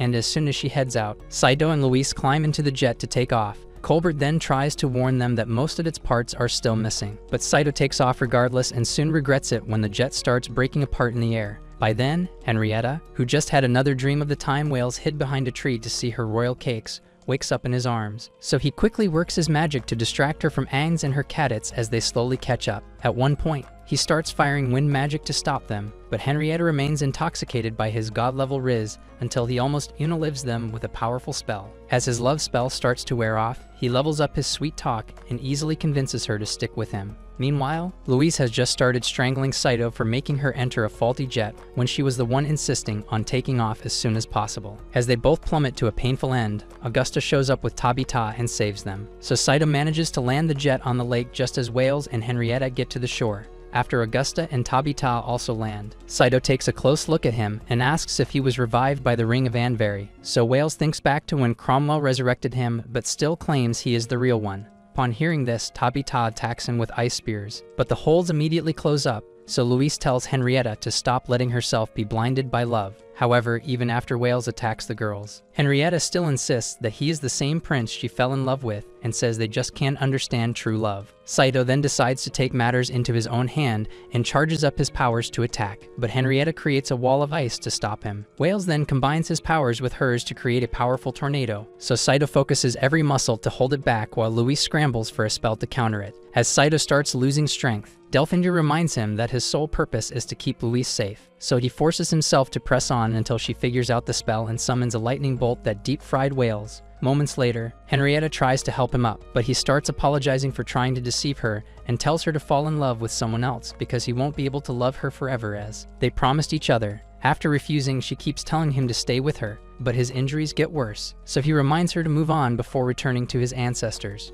Days later, all the chicks on campus gather outside to cry for their boyfriends because they got drafted for the war against Albion. Surprisingly, even Margarita loses control of her emotions and finally tells Gitch the magic words he has been waiting to hear. Saito, on the other hand, gets excited since he will basically be the only guy in school with all the sad, magnum-deprived hotties, but Luis quickly smacks the evil thoughts out of his mind. Just then, they all see a dragon approaching from the sky and watch in awe as a blondie with a lethal face card lands and walks straight to Luis to introduce himself. In class minutes later, all the girls continue drooling over Julio's perfect face and completely forget that their boyfriends might never come back from war. This causes Saito to get depressed, as he quickly realizes that his harem dreams will not be coming true. But then Aang suddenly walks in with her cadets and orders them out of the class. As soon as they all stand up, Colbert orders them to sit back down and tells Aang that he doesn't want them to bring anything about the war on school grounds, since the boys have already left. Aang then tells him that magical algebra won't help anyone in real life and holds her sword next to his throat as a warning for the next time he interferes with official business. After Aang tries to explain the importance of combat skills, Margarita decides to run her mouth about how they are only inclined to use magic. So Aang grabs her wand and twists her arm to demonstrate how weak and utterly useless they would all be when faced with real danger. Without so much as a peep, they all start training, so Saito decides to sit back and observe, since being a familiar frees him from any obligations to fight in the war. However, his initially peaceful watch gets fueled by envy when Julio turns down Augusta's chocolate jugs to ask Luis for a sparring match. To make matters worse, he uses that opportunity to start working his magic, but just as Saito considers beating him up, Aang's assistant Michelle attacks him to see if he is actually strong. Moments later, he ends up unconscious, so Luis rushes over and yells at Michelle for going too hard on him. Confused, she and Aang ask why he is suddenly so weak, so Luis explains that he can only activate his skill by using Delfinger or any real weapon. Aang then expresses disappointment, as she thought he was a real swordsman, but then Julio asks for a duel with him and says the winner gets to kiss Luis. Naturally, Saito gets flared up and accepts it, so Luis reminds him that his going all out might be dangerous for Julio, but Saito insists on fighting him, so she decides to make him use a fake sword. Hours later, Saito takes Aang aside to ask for a private lesson because he really is useless without his abilities. And after commending him on accepting his faults, she starts an intense training session to test his limits. Around the same time, Luis finds Siesta and accuses her of hiding Saito and her ginormous melons, but she swears that they haven't talked all day, so she goes to ask Augusta and Tabita instead. Seizing the opportunity, Augusta explains where to find him but spins the story to make it sound like he is having a freak-off with Aang. By then, Aang has covered his entire body in bruises, but he continues fighting and finally finds a way to exploit her hatred for fire mages. Just as he lands on top of her, Luis shows up and immediately blows them both up in a fit of rage. The next day, Julio feels pity as soon as he sees Saito's bruised-up face, so he offers to let him rest, but Saito claims he is more than ready for the fight. So he asks Luis to prepare her lips just to instigate the already pissed-off simp. While everyone watches, both guys unleash every combo they can think of to gain the upper hand, and soon enough, Julio starts overpowering our boy.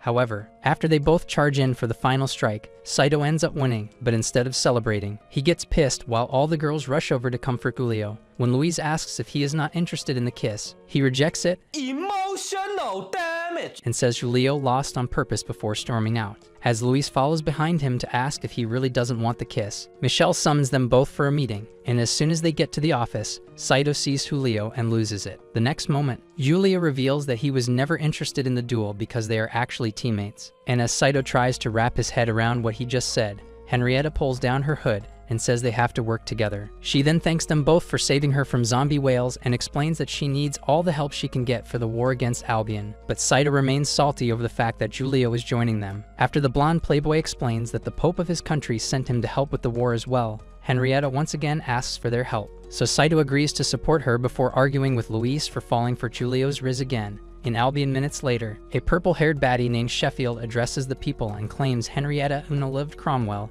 to instigate their anger for the war. While she continues planting anger into their hearts, the members of her council wonder how she went from being Cromwell's secretary to the new leader of Albion. Days later, Saito turns over in bed and tries to grab Louise Milkers, but after scratching her flatboard chest for a couple minutes, he gives up. Just as she tries to attack him, her hot sister Eleanor rushes inside and tells her to pack up so they can go back home. In a matter of minutes, she drags them both out and decides to take Siesta along as well for the extra help. Later on, Saito ends up in a separate carriage with Siesta, and as he tries to strike up a conversation, Luis starts losing it. But then Eleanor grabs her face and almost tears it off while warning her to focus on their conversation. She goes on to explain how going through military training is not right for a young noble like her, and suggests starting her bridal training instead. Upon hearing this, Luis tries to complain, but Eleanor loses it and starts scolding her for trying to argue. Back in the other carriage, Saito has just noticed Siesta's cold expression, so he asks if everything is okay, and she responds by claiming to know his true feelings. The moment she asks why he chose Louise, a road bump causes them to hug each other, and Louise, who had been watching, immediately blows them both up. Hours later, they arrive at Louise's family mansion, and both Saito and Siesta watch in awe as the girls get welcomed by an army of maids. Saito then notices another hot sister named Catalia and loses his senses to the beauty of her milkers while she hugs Louise and expresses how happy she is to see her again. Upon noticing the worried look on her face, Catalia tells Louise not to worry about her before Eleanor says it's time for dinner with their mum. At the dinner table moments later, Louise tries to start a conversation with her mum, but Eleanor quickly takes over and says she should drop out of the academy to focus on getting married. When Louise tells her to focus on her relationship with a certain count,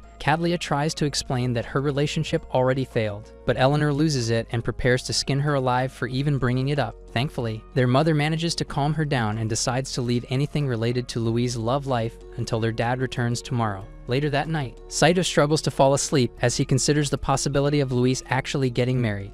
Meanwhile, Siesta also struggles to fall asleep as she thinks of a way to win him back from Louise. And after checking herself out in the mirror and remembering her two massive assets, she decides to put her God-given talents to good use. Around the same time, Cadlia prepares Louise for bed, and when she starts complaining about how Eleanor hates her, Cadlia explains that she just has a toxic way of expressing herself. Moments later, they both get into bed. So Cadlia changes the topic to Louise's love life again and starts by asking if she has feelings for Saito. Naturally, Louise denies having any sort of attachment to him, but after a couple more seconds of straight cap, her completely red face gives Cadlia all the answers she needs. Louise then tries to hide under the blanket, but Cadlia pulls it off and tells her to follow her heart. So she leaves the room to find Saito but continues deluding herself into thinking she doesn't really like him. Once at his room, she slowly opens the door and climbs into his blanket before pulling him close for a kiss. However, while trying to hold his chest, she notices an unusual amount of meat in the area and finally realizes that she has been smooching Siesta, who also jumps up in surprise and says she thought it was Saito. Louise completely loses it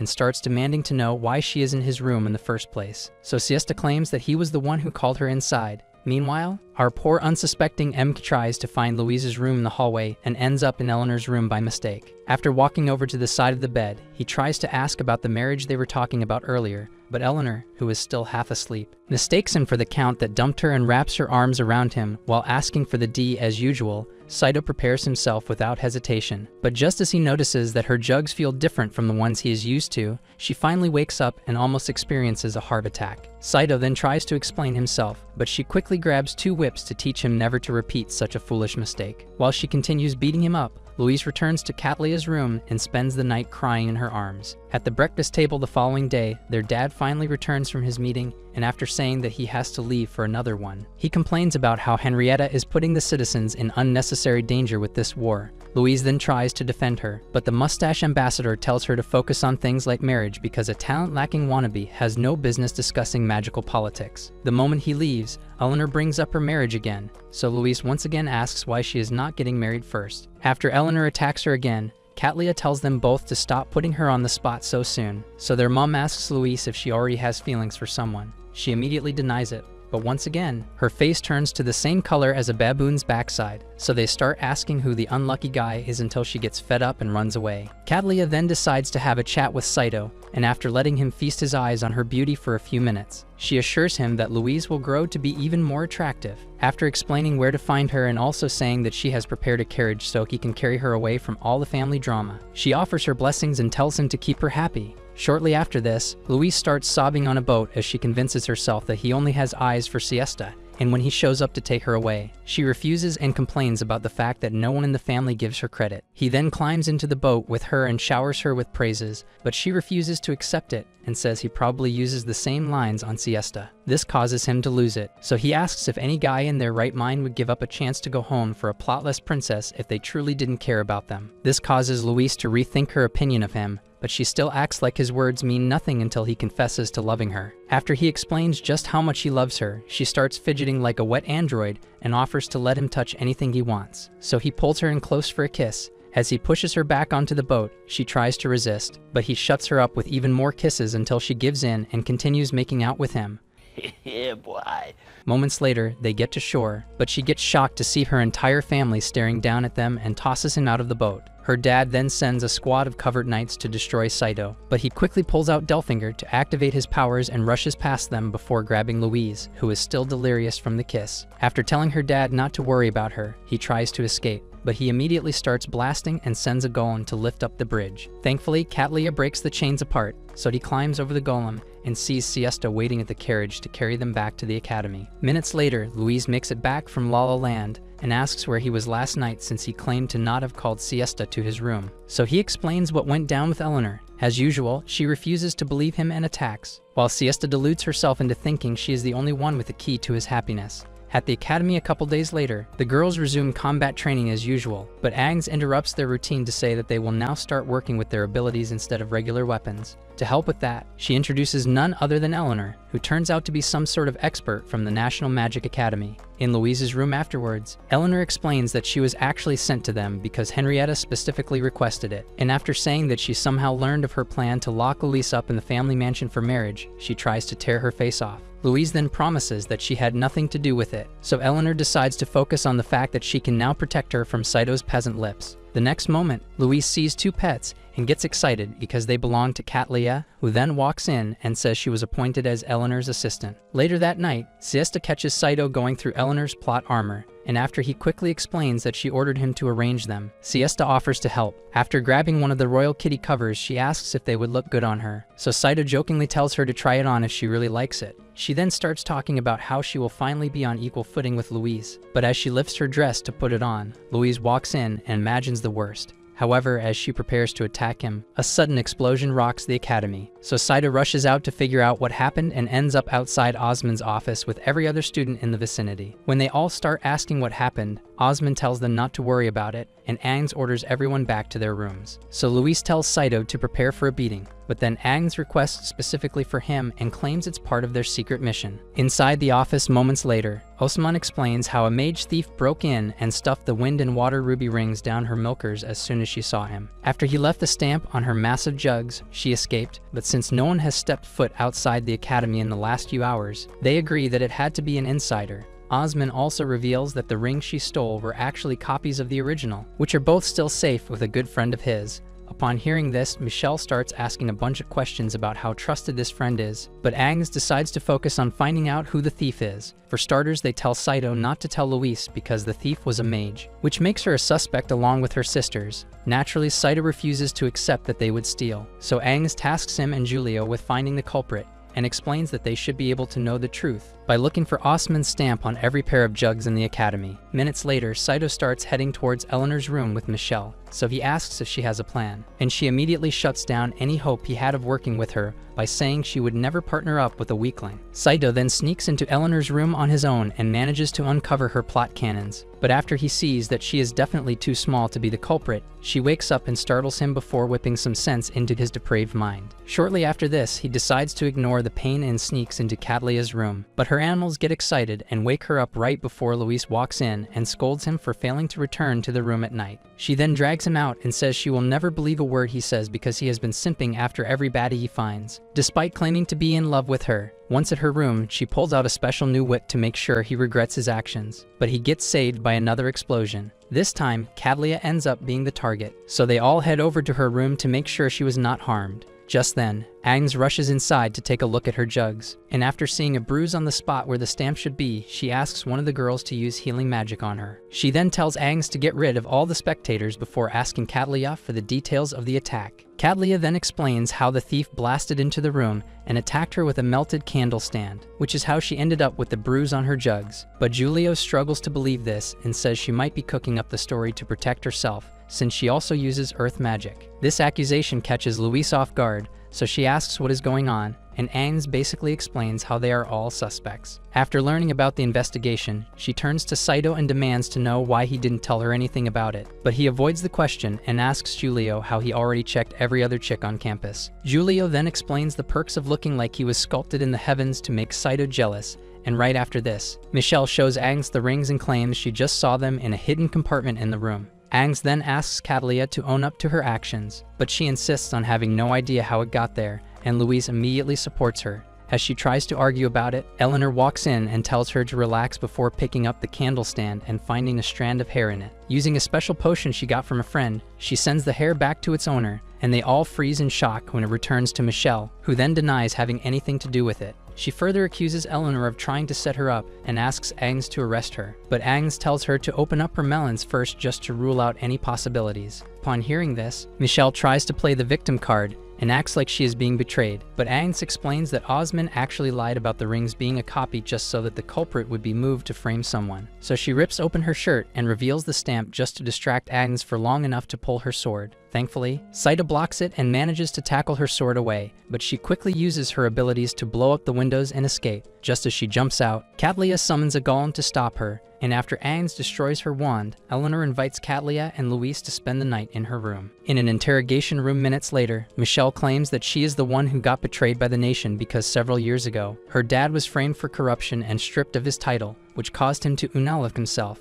After her mum did the same, she was left to wander the country all alone. But then Agnes reveals that she was also the sole survivor of a fire that burned down her entire village and tells Michelle that it does not justify her betrayal. She then demands to know who she was working for, and when Michelle decides to only say that he is the one person that looked out for her, Agnes names the president of legal affairs and says he was actually the one behind the corruption scandal that made her an orphan. Upon hearing this, Michelle loses it and says there is no way Leishman could betray her, so Agnes further explains the amount of research she has done on him, while Luis prepares to punish Saito for going behind her back. The following day, Agnes heads over to the palace to report the case to Henrietta, and after letting her go through all the details, she asks if it's time to arrest Leishman. Henrietta then says they need more concrete evidence of his misdeeds because no one will believe Michelle. When she suggests sticking with a certain plan they have been cooking up, Agnes tells her to reconsider because of how dangerous it could be, but Henrietta claims it won't be a problem because she will get a special bodyguard for protection. Later on, Saito and Louise end up in front of Scarin's shop, but he gets cold feet upon seeing the door and tries to escape the mission, so Louise drags him inside. As soon as they walk through the doors, Scarin welcomes them with a zesty performance that traumatizes them both. So Jessica rushes over to help and asks why they suddenly showed up. After explaining that it is a special mission from Henrietta, they ask why Scarin is so hyped up, so Jessica tells them all about the Royal Theater he will be performing in tonight. Before they can ask for more details, Scarin forces Saito to go help with the dishes, while Luis immediately gets forced into a costume for the performance. Hours later, Saito tries to take in the beauty of being around so many milkers, but Luis shows up to spoil his fun and tries to rip his legs off until Scarin calls her out to serve a special customer, who ends up being none other than Julio. Leak always. He quickly starts working his magic on her, but explains that he is actually here on Aang's orders, so Luis reluctantly plays along while Saito boils over with jealousy. Shortly after this, Saito heads out to drop some crates, but then a hooded lady bumps into him, so he tries to help her up and gets shocked to see that it's actually Henrietta. She then shuts him up because of the army of knights searching for her and takes him inside before asking if he can be her bodyguard for the next few hours. When he asks why she can't use her power as the new queen to request any bodyguard she wants, she explains that it's all part of her undercover mission, so he agrees to it but says she can't do anything dangerous because Luis would unalive him for failing to keep her safe. The next moment, Henrietta asks for peasant clothes to avoid unwanted attention, so Saito takes a quick look around and finds the shirt Louise wore earlier. As he then turns to give it to her, he sees her royal jugs and immediately covers his eyes for mental protection before handing over the shirt. Minutes later, Scarin decides to close up the shop so they can make it to the theater in time for the performance. So Louise finally realizes that Saito is missing. By then, he and Henrietta have just gotten to a checkpoint and realize that the knights are checking everyone to find her, so she suggests acting like a couple and places his arm around her shoulders. As they get close to the knights, Saito's poor acting skill nearly gives it away, so Henrietta places his hand in between her jugs to make it look like they are about to smash. While they make their way to a hotel, Aang's had just arrived at Leishman's place and waits for him to come out before breaking the news of Henrietta's kidnapping. Upon hearing this, he loses it and asks why her unit is so incompetent, so she promises to get Henrietta and asks for his signature on an order for the closure of every major road. After getting the signature, she prepares to leave but suddenly stops to ask about the mission from 20 years ago, where he approved the total destruction of a small village on the outskirts of the kingdom. When he claims to barely remember it and says the village was planning to attack the capital, she asks if he at least knows who the captain of the mission was. He then tells her to focus on finding Henrietta instead of asking unimportant questions, so she thanks him for the signature and heads out. By then, Saito and Henrietta have just found a room to settle in, but she suddenly starts complaining of the cold and asks him to hold her shoulder. As soon as he leans in to keep her warm, a bunch of soldiers start threatening to knock down the door, so she quickly pushes him back into the bed for a steamy makeout session right before the soldiers enter. Back at Leishman's mansion, he sends a suspicious goon to deliver a message, so Agnes tails him back to town and keeps following until Luis sees her and asks what is going on. Left with no other choice, she drags Luis into a local inn to keep watching the goon as he walks up to her room to tell a spy about Henrietta's kidnapping. Louise, who has no idea what is happening, panics at the thought of Henrietta getting kidnapped and startles the goon, so Aang quickly locks lips with her to avoid any suspicion. She then rushes outside to follow the goon and explains the plan to Louise, while Henrietta does the same with Saito and says he is the only one she could trust with her safety. Several minutes later, they all arrive at the theater, so Louise quickly tracks Saito down, but Scarron also sees them and forces them to join the performance. However, just a couple minutes into it, Leishman concludes the plan to overthrow Henrietta with a spy from Albion, so she finally reveals herself and places him under arrest for treason. The next moment, he sends his army against her and runs off. So Giulio focuses on stopping the spy while Saito protects Henrietta from Leishman's attack. To avoid getting captured, he uses a trapdoor on stage to drop down to a secret passage, but Aang shows up to stop him and says it's finally time for him to pay for burning down her village and entire family. After lying about where she can find a report of the mission to distract her, he unleashes a powerful flame spell to finish her off, but she runs right through it and stabs him in the chest. Later, Louise finally gets some alone time with Saito and starts demanding to know what he was doing with Henrietta. So he quickly changes the topic and also asks what she was doing as well without him. This causes her to remember the embarrassing kiss from Aang's, so she switches to gaslighting and yells at him while everyone else watches. Days later, Marcini presents Henrietta with a declaration of war order for her signature, and when she hesitates to accept it, he explains that every member of the cabinet has already agreed to it. After a general walks in to ask for her signature as well, she asks why they all want bloodshed, so Marcini explains that not accepting the war will only cause the citizens to revolt against her, as they all also want to see Albion conquered. He goes on to say that she is at risk of a coup if she refuses, but she still insists that aiming for peace is the right thing to do. This causes the general to get upset, but Marcini holds him back and acknowledges Henrietta's hatred for unnecessary bloodshed. He then tells her that signing the declaration is also the best move for the people because if a coup rises and dethrones her, the subsequent leader is likely going to be a cold-hearted tyrant who would not care how many lives have to be sacrificed for victory. After listening to all this, Henrietta accepts that he is right and signs the declaration, officially starting the war against Albion. A week later, Louise takes Saito into town to read the news on their army's current status in the war. While she gets excited to see that they have already won the first battle, Saito gets distracted and starts walking off, so she asks if he doesn't care about the war.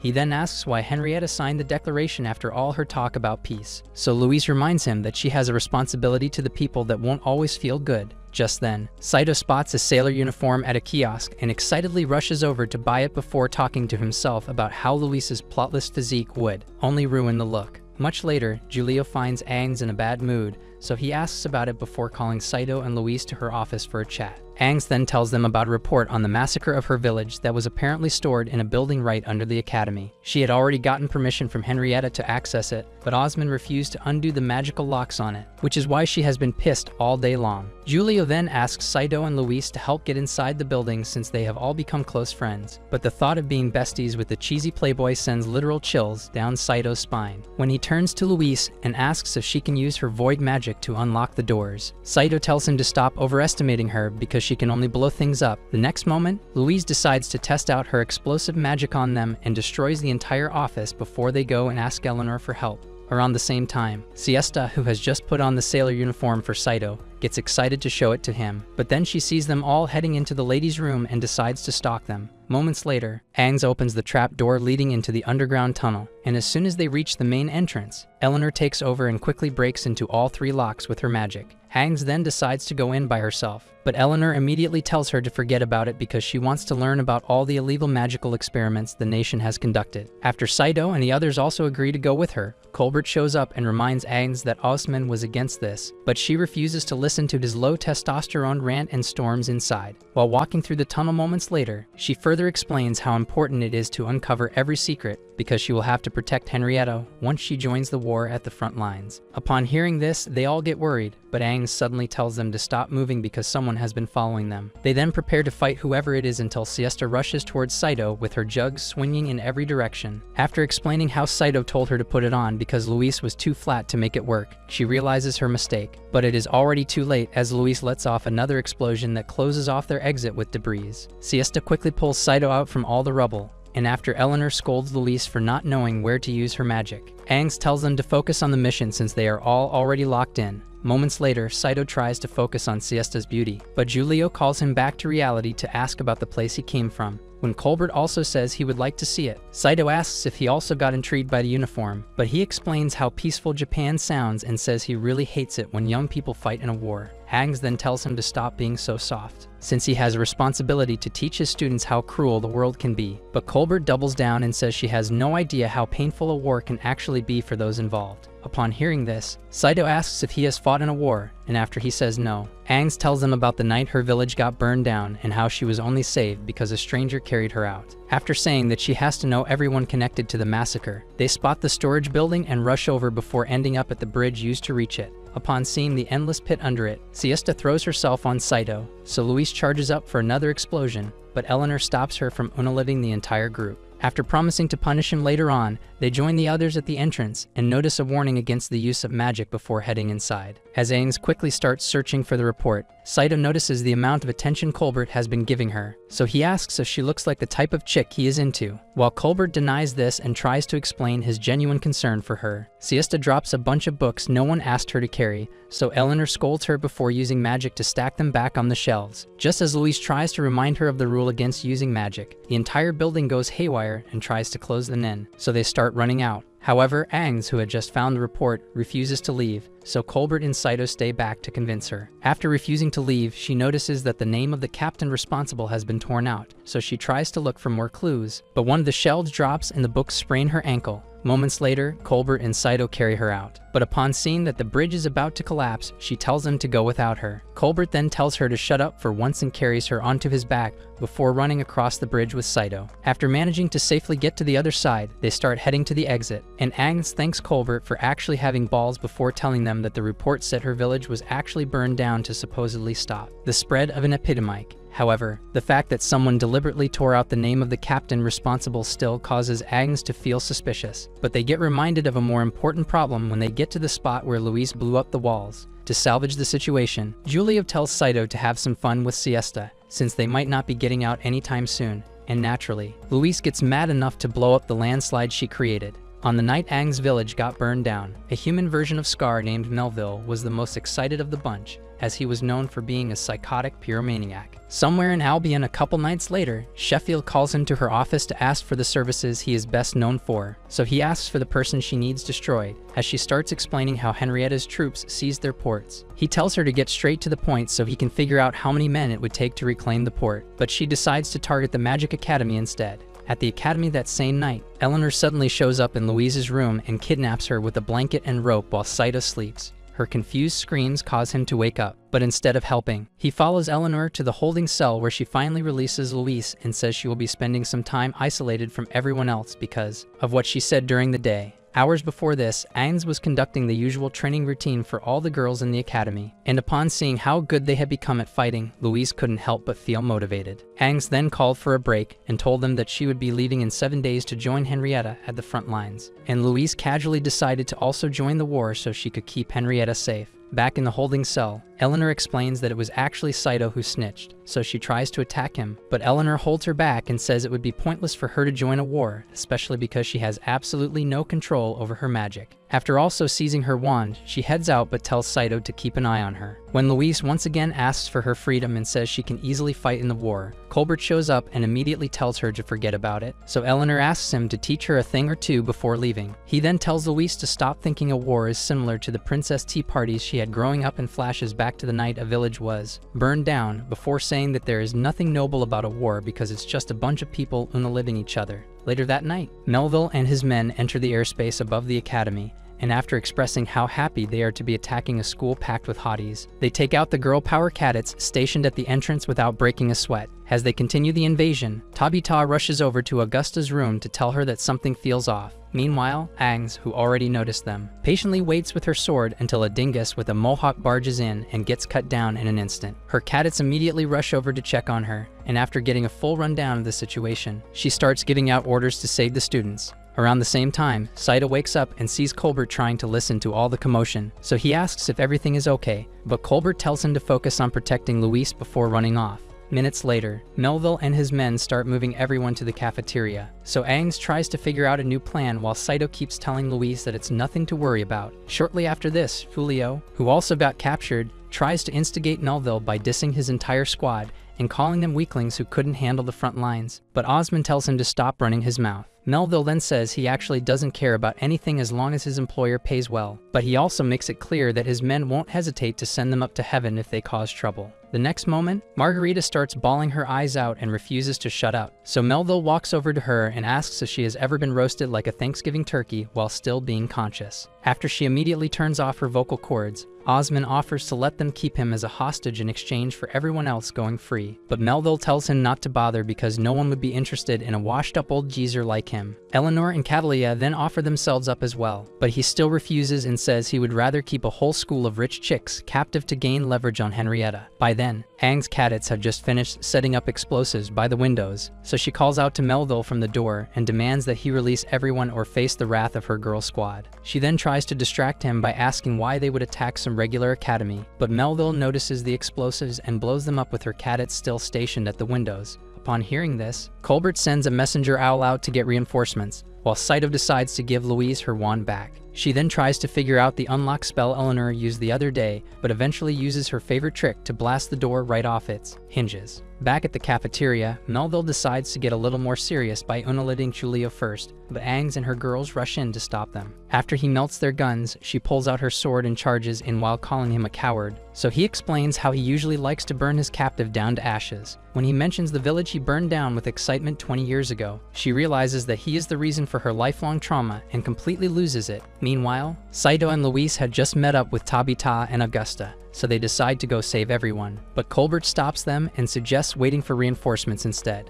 After hearing him out, Augusta tells him to stay back in his office if he is so scared, because she has been itching for a real fight for ages. Back inside, Melville has just melted Aang's sword and forced her down, but when she asks if he was the captain that led the mission to burn her village, he stops to explain how the captain, who was called Flame Snake at the time, inflicted the scar on his face, while he goes on to rage about how he desperately wants to get his lick back. Aang freezes in terror as she realizes that there is someone even more brutal than him. Minutes later, Augusta tries to come up with a surprise attack to catch Melville off guard, and when Colbert reminds her that he is a professional mercenary with decades of experience, she ignores him to figure something out with the girls. However, after Luis agrees that they need someone to act as a detour and draw their attention, Colbert tells them to stay put so he can save everyone and asks Saito for help before heading to his office. Meanwhile, Melville continues gushing over how powerful his captain was that night and how he couldn't resist the urge to test his strength. That ended up being a brutal mistake, because after he attacked, his captain countered with a powerful blast that almost melted off his entire face. As he continues the story, Saito gets curious about the paper balloons being filled with a dark powder,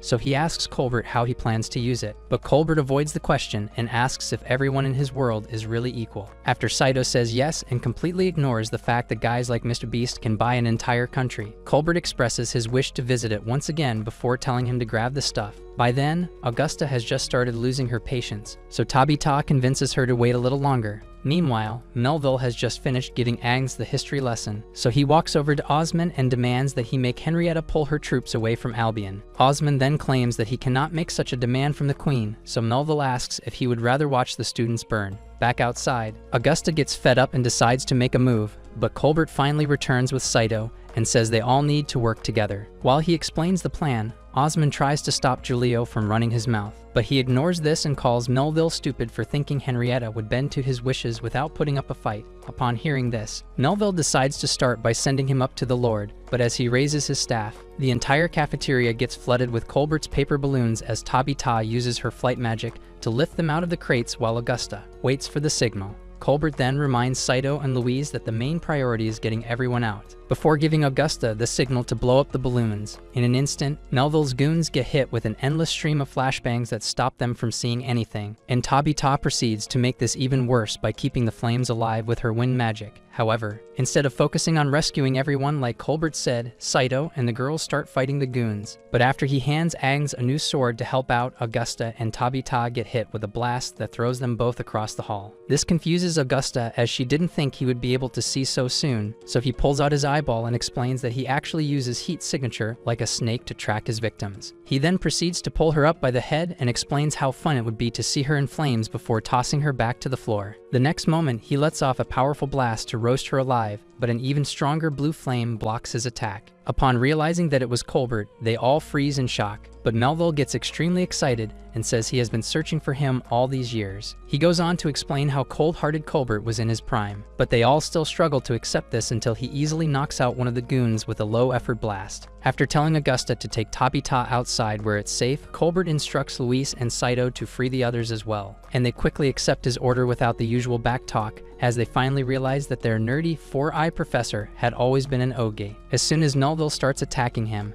Aang flashes back to the traumatic night her village was burned down and also charges in to attack him, but Colbert manages to avoid her sword and warns her to stay back from the flames, but she refuses. Melville then tries to roast her for interrupting their duel, but Colbert protects her again and continues pleading with her to leave. Seeing this as the perfect opportunity, Melville waits until she charges in again before firing off a powerful blast in her direction. Upon seeing the terrifying fireball heading her way, she freezes in fear, so Colbert shoves her out of the way and ends up in excruciating pain as he gets burned alive. Thankfully, his ability to control flames helps him keep the damage to a minimum, but it still stops him from getting back on his feet. Right then, Aang notices a scar on his back and experiences another wave of shock as she recalls that the man who saved her had a similar scar. While she gets confused about her next course of action, Colbert starts hitting Melville with every spell in his arsenal. But Melville takes it like a nice sauna session and brags about how strong he is compared to that knight in the village. That is, until Colbert pulls himself back up and unleashes a high-level spell unlike anything the blind psycho has ever experienced. After he gets back up and prepares to counter with his most powerful spell, Colbert gives up. So Aang rushes in and stabs Melville through the heart right before he completes the spell. Upon seeing this, Colbert drops and expresses how happy he is to see that she is safe, but she immediately asks why he saved her on that night. The next moment, Saito and the girls rush back inside to help him, so she orders them to stand back and raises her sword to stab him as well. As they all start begging her to reconsider, Colbert tells Augusta to move aside because he actually deserves to be unalived by her sword. Just like Melville said earlier, he had actually burned down her entire village with a single spell. But after learning that it was not actually an abandoned Epidemic site like Leishman and the others told them, he rushed inside to find any survivors and could only save her. He then tells Aang to make it quick, but asks that she stop taking lives after his own because no good comes from fighting in a war. Despite this, Aang gets pissed off again and still decides to stab him, but then Luis suddenly tells her to drop the sword and starts crying because he already kicked the bucket. The next morning, Aang finds Saito in the workshop and hands him a letter Colbert left behind, but since he can't read their language, Luis takes the letter and reads out Colbert's final wish to see his world at least once. After she leaves, Luis tries to talk to him about it, but notices that he is fighting back the tears, so she hugs him until he lets go and cries in her arms. Days later, they both arrive in Albion to see Henrietta because she summoned Luis for a special request. After they greet each other, the general asks Luis to aid the war with her abilities before pulling out a map to show her where the enemy camp they have to destroy is located. At first, Luis gets conflicted about it, but after Henrietta explains that it could be the only way to ensure that there are little to no civilian victims, she promises to give it her best shot. A couple hours after this, Saito pilots the jet through a snowstorm and continues running his mouth about not wanting to fight in a war until she tells him to shut his stupid mouth up and focus on flying. As soon as they spot the enemy camp, he opens up the hatch so she can start the incantation, but just as she summons enough magic for the blast, she loses consciousness and falls into his arms, so he takes the jet back up into the sky. After Delfinger says she can't use such a powerful spell so casually, she wakes up and immediately tells Saito to fly back to the enemy camp. As he then tries to warn her, she starts scolding him as usual until he tells her to move her kitty out of his face so he can see the Albion soldiers trying to attack them. After managing to evade them, Saito shoots down both of their dragons to avoid unaliving the soldiers, but the jet's engine also takes a hit that sends them crashing into the mountainside. Shortly after this, Henrietta receives word of their failure from the general, who then suggests launching a full-scale attack like they had originally planned. Left with no other option, Henrietta agrees to it but remains concerned about what might have happened to Saito and Louise. Much later, Saito carries Louise on his back to find shelter from the snow, and when she asks how they can ever face Henrietta again, he reminds her that the plan failed because she still has no control over her magic. She then spends the next few minutes pounding his skull before they find a small cave to use as shelter. Upon seeing the snot leaking from his nose, Luis gets creeped out and hands him a napkin to blow it out, but he asks for cuddles instead because he can't handle the cold. She immediately turns him down out of embarrassment, so he explains just how bad he feels until she leans into him to share some body heat. Instead of accepting this, Saito decides to test his luck by suggesting that they both strip to share more heat and is immediately sent flying into the snow. But this causes him to pass out. As she frantically tries to wake him up, Delfinger tells her not to bother because he at least got to be with the one he loves before heading to the afterlife. Hearing this causes Luis to panic, so she starts taking off her clothes and spends the rest of the night keeping him warm. The following day, she decides to avoid the subject since he clearly doesn't remember anything that happened, but Delfinger decides to jog his memory, so she stuffs him into the snow and threatens to break him the next time he tries to snitch. Shortly after this, Sheffield gives new orders to one of her generals regarding the base camp Henrietta plans to conquer, and as soon as he leaves, another cadet rushes in to tell her about Saito's jet. Around the same time, he and Luis had just stumbled upon one of the dragons from yesterday, so he prepares to attack,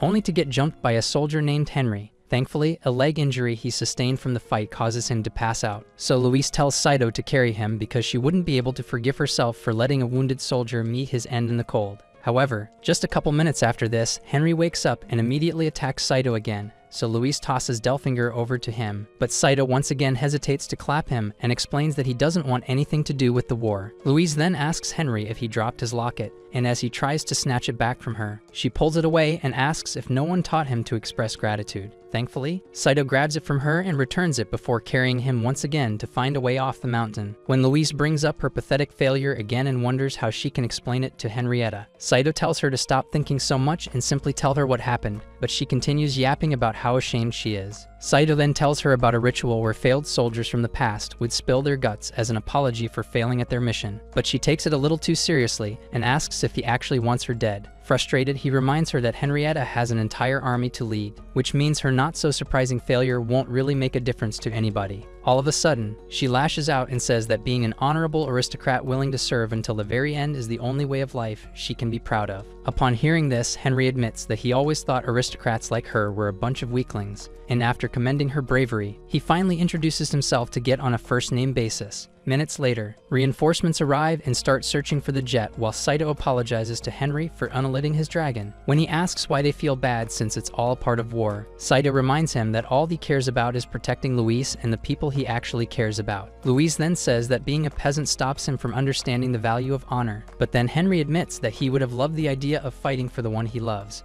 Upon hearing this, Luis asks if the girl in his locket is special to him, so he explains how he had to break up with her because of the war. When Saito suddenly calls him stupid for doing that, Henry loses it and pushes him away before starting a fight. Saito then resists the urge to shatter his teeth and explains that he can still fight for the one he loves by making sure he returns to her after the war. Luis also agrees that being a soldier doesn't stop him from experiencing love, so he decides to stop fighting. But then they hear gunshots and realize that his comrades are closing in. The next moment, Henry rushes out to distract them, so Saito and Luis immediately make a run for it, only to get their cover blown by Giulio and his dragon. Luckily, they manage to climb on and make it out before Henry's comrades get close enough for a proper attack. Shortly after this, they return to Henrietta, and after receiving a hug, Louise drops to her knees and asks for the most dangerous mission because she can't live with the shame of being a useless aristocrat. Several days later, she heads into the city with Saito to watch the festival, but while Saito gets excited about it, she suddenly starts complaining about how the Albions clearly have no regard for the war since they are easily celebrating with Tristane soldiers. Saito then reminds her that Sheffield pulled out all their food supplies and left them stranded until Henrietta's soldiers decided to share the supplies they came with.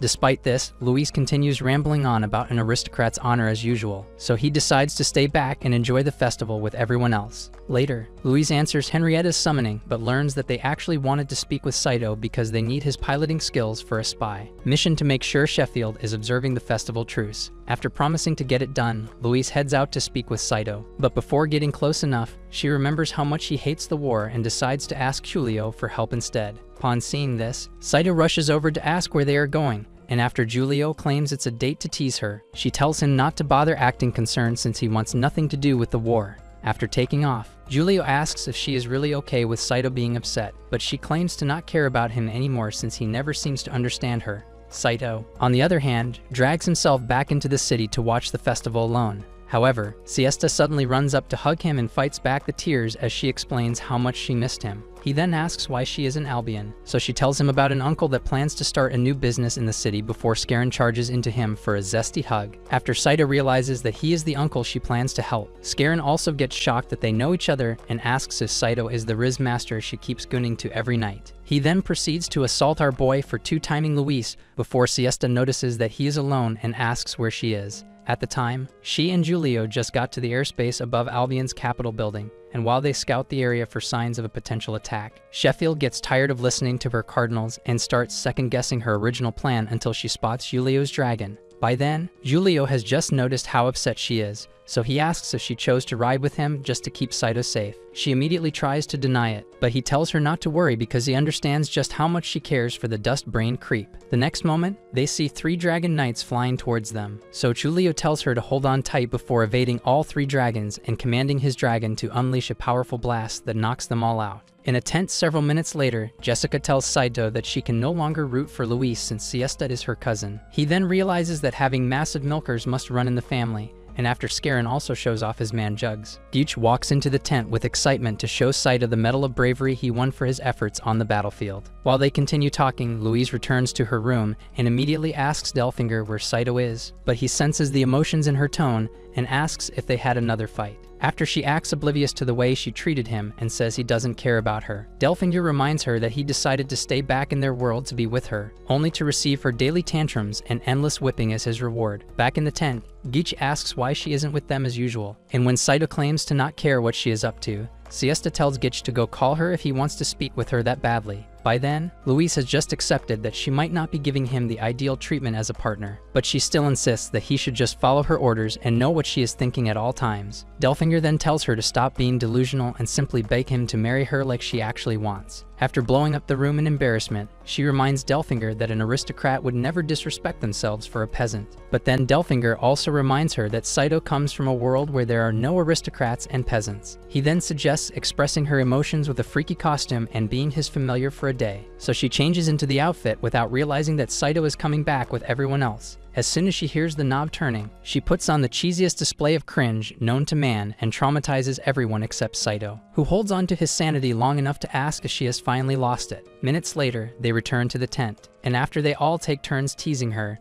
Siesta promises to win Saito's heart and runs off. Delfinger then tries to tell Saito that she put on the costume for him, but she immediately threatens him and claims to have done it so Julio would finally give her a cream pie. Just as Saito tells her to go be with Julio, since she wants his glizzy so badly, he shows up to stop her from leaving. But the real drama sets in when Siesta returns with a freaky bunny outfit and asks if she looks better than Louise. As her melons cause him to become delirious, Louise tries to stop Siesta, but ends up removing her melon wraps in front of everyone. Meanwhile, Sheffield has just taken one of her generals to the water channel that supplies the entire town, and after infecting it with the ring's power, she tells him to stick to the plan and vanishes without so much as a warning. Minutes later, Geach starts claiming that he met a real fairy during his battles, and after he says that she brought him back to life, Julio says that he was probably delirious from the blood loss. Siesta then says he should be happy that he survived whatever traumatic injuries he endured, but Geach claims that he was not bothered by it because dying during battle would seal his legacy as a true aristocrat. The next moment, Saito blows up and cusses him out for being so stupid that he now thinks his life only amounts to getting unalived in some meaningless war, as he continues rambling about how they should value their lives. Louise tells him to shut up if he can't understand what it means to be an aristocrat, but he refuses to hear another word and storms out. Moments later, Siesta catches up to him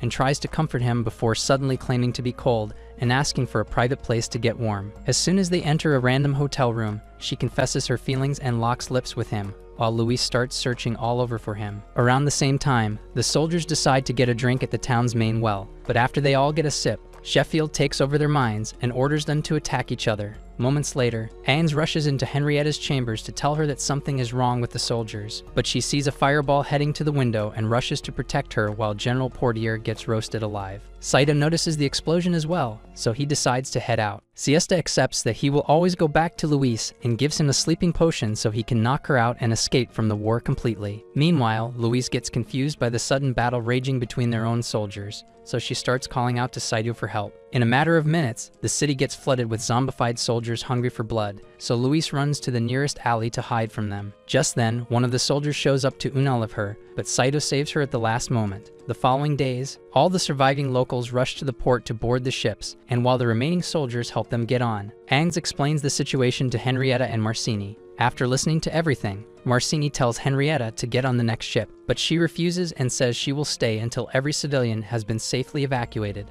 Shortly after this, Saito learns that Luis plans to stay back and fight at the last line of defense, so he asks why she would let them force her into acting as Henrietta's meat shield. She then reveals that Henrietta actually has no idea about it because it was Marcini who begged her earlier on after she refused to get on the ships. Despite this, Saito insists that it would be her most stupid decision yet because she still can't control her magic. But she insists on staying back and claims she will be able to control it to keep Henrietta safe. When he tells her that facing off against an army of 70,000 men is obviously way too much for a rookie mage to handle, she claims to be done expecting him to understand the importance of being an aristocrat. However, she then proceeds to give him a hug and tells him to return to his world instead of obsessing over keeping her safe. Upon hearing this, he pulls back to ask if she is being serious, and after seeing the tears running down her face, he turns away and decides to accept it. All of a sudden, she grabs a bottle of wine and suggests having a farewell toast since they might never see each other again. He then tries to open it up, but then she moves closer and suddenly asks for a wedding.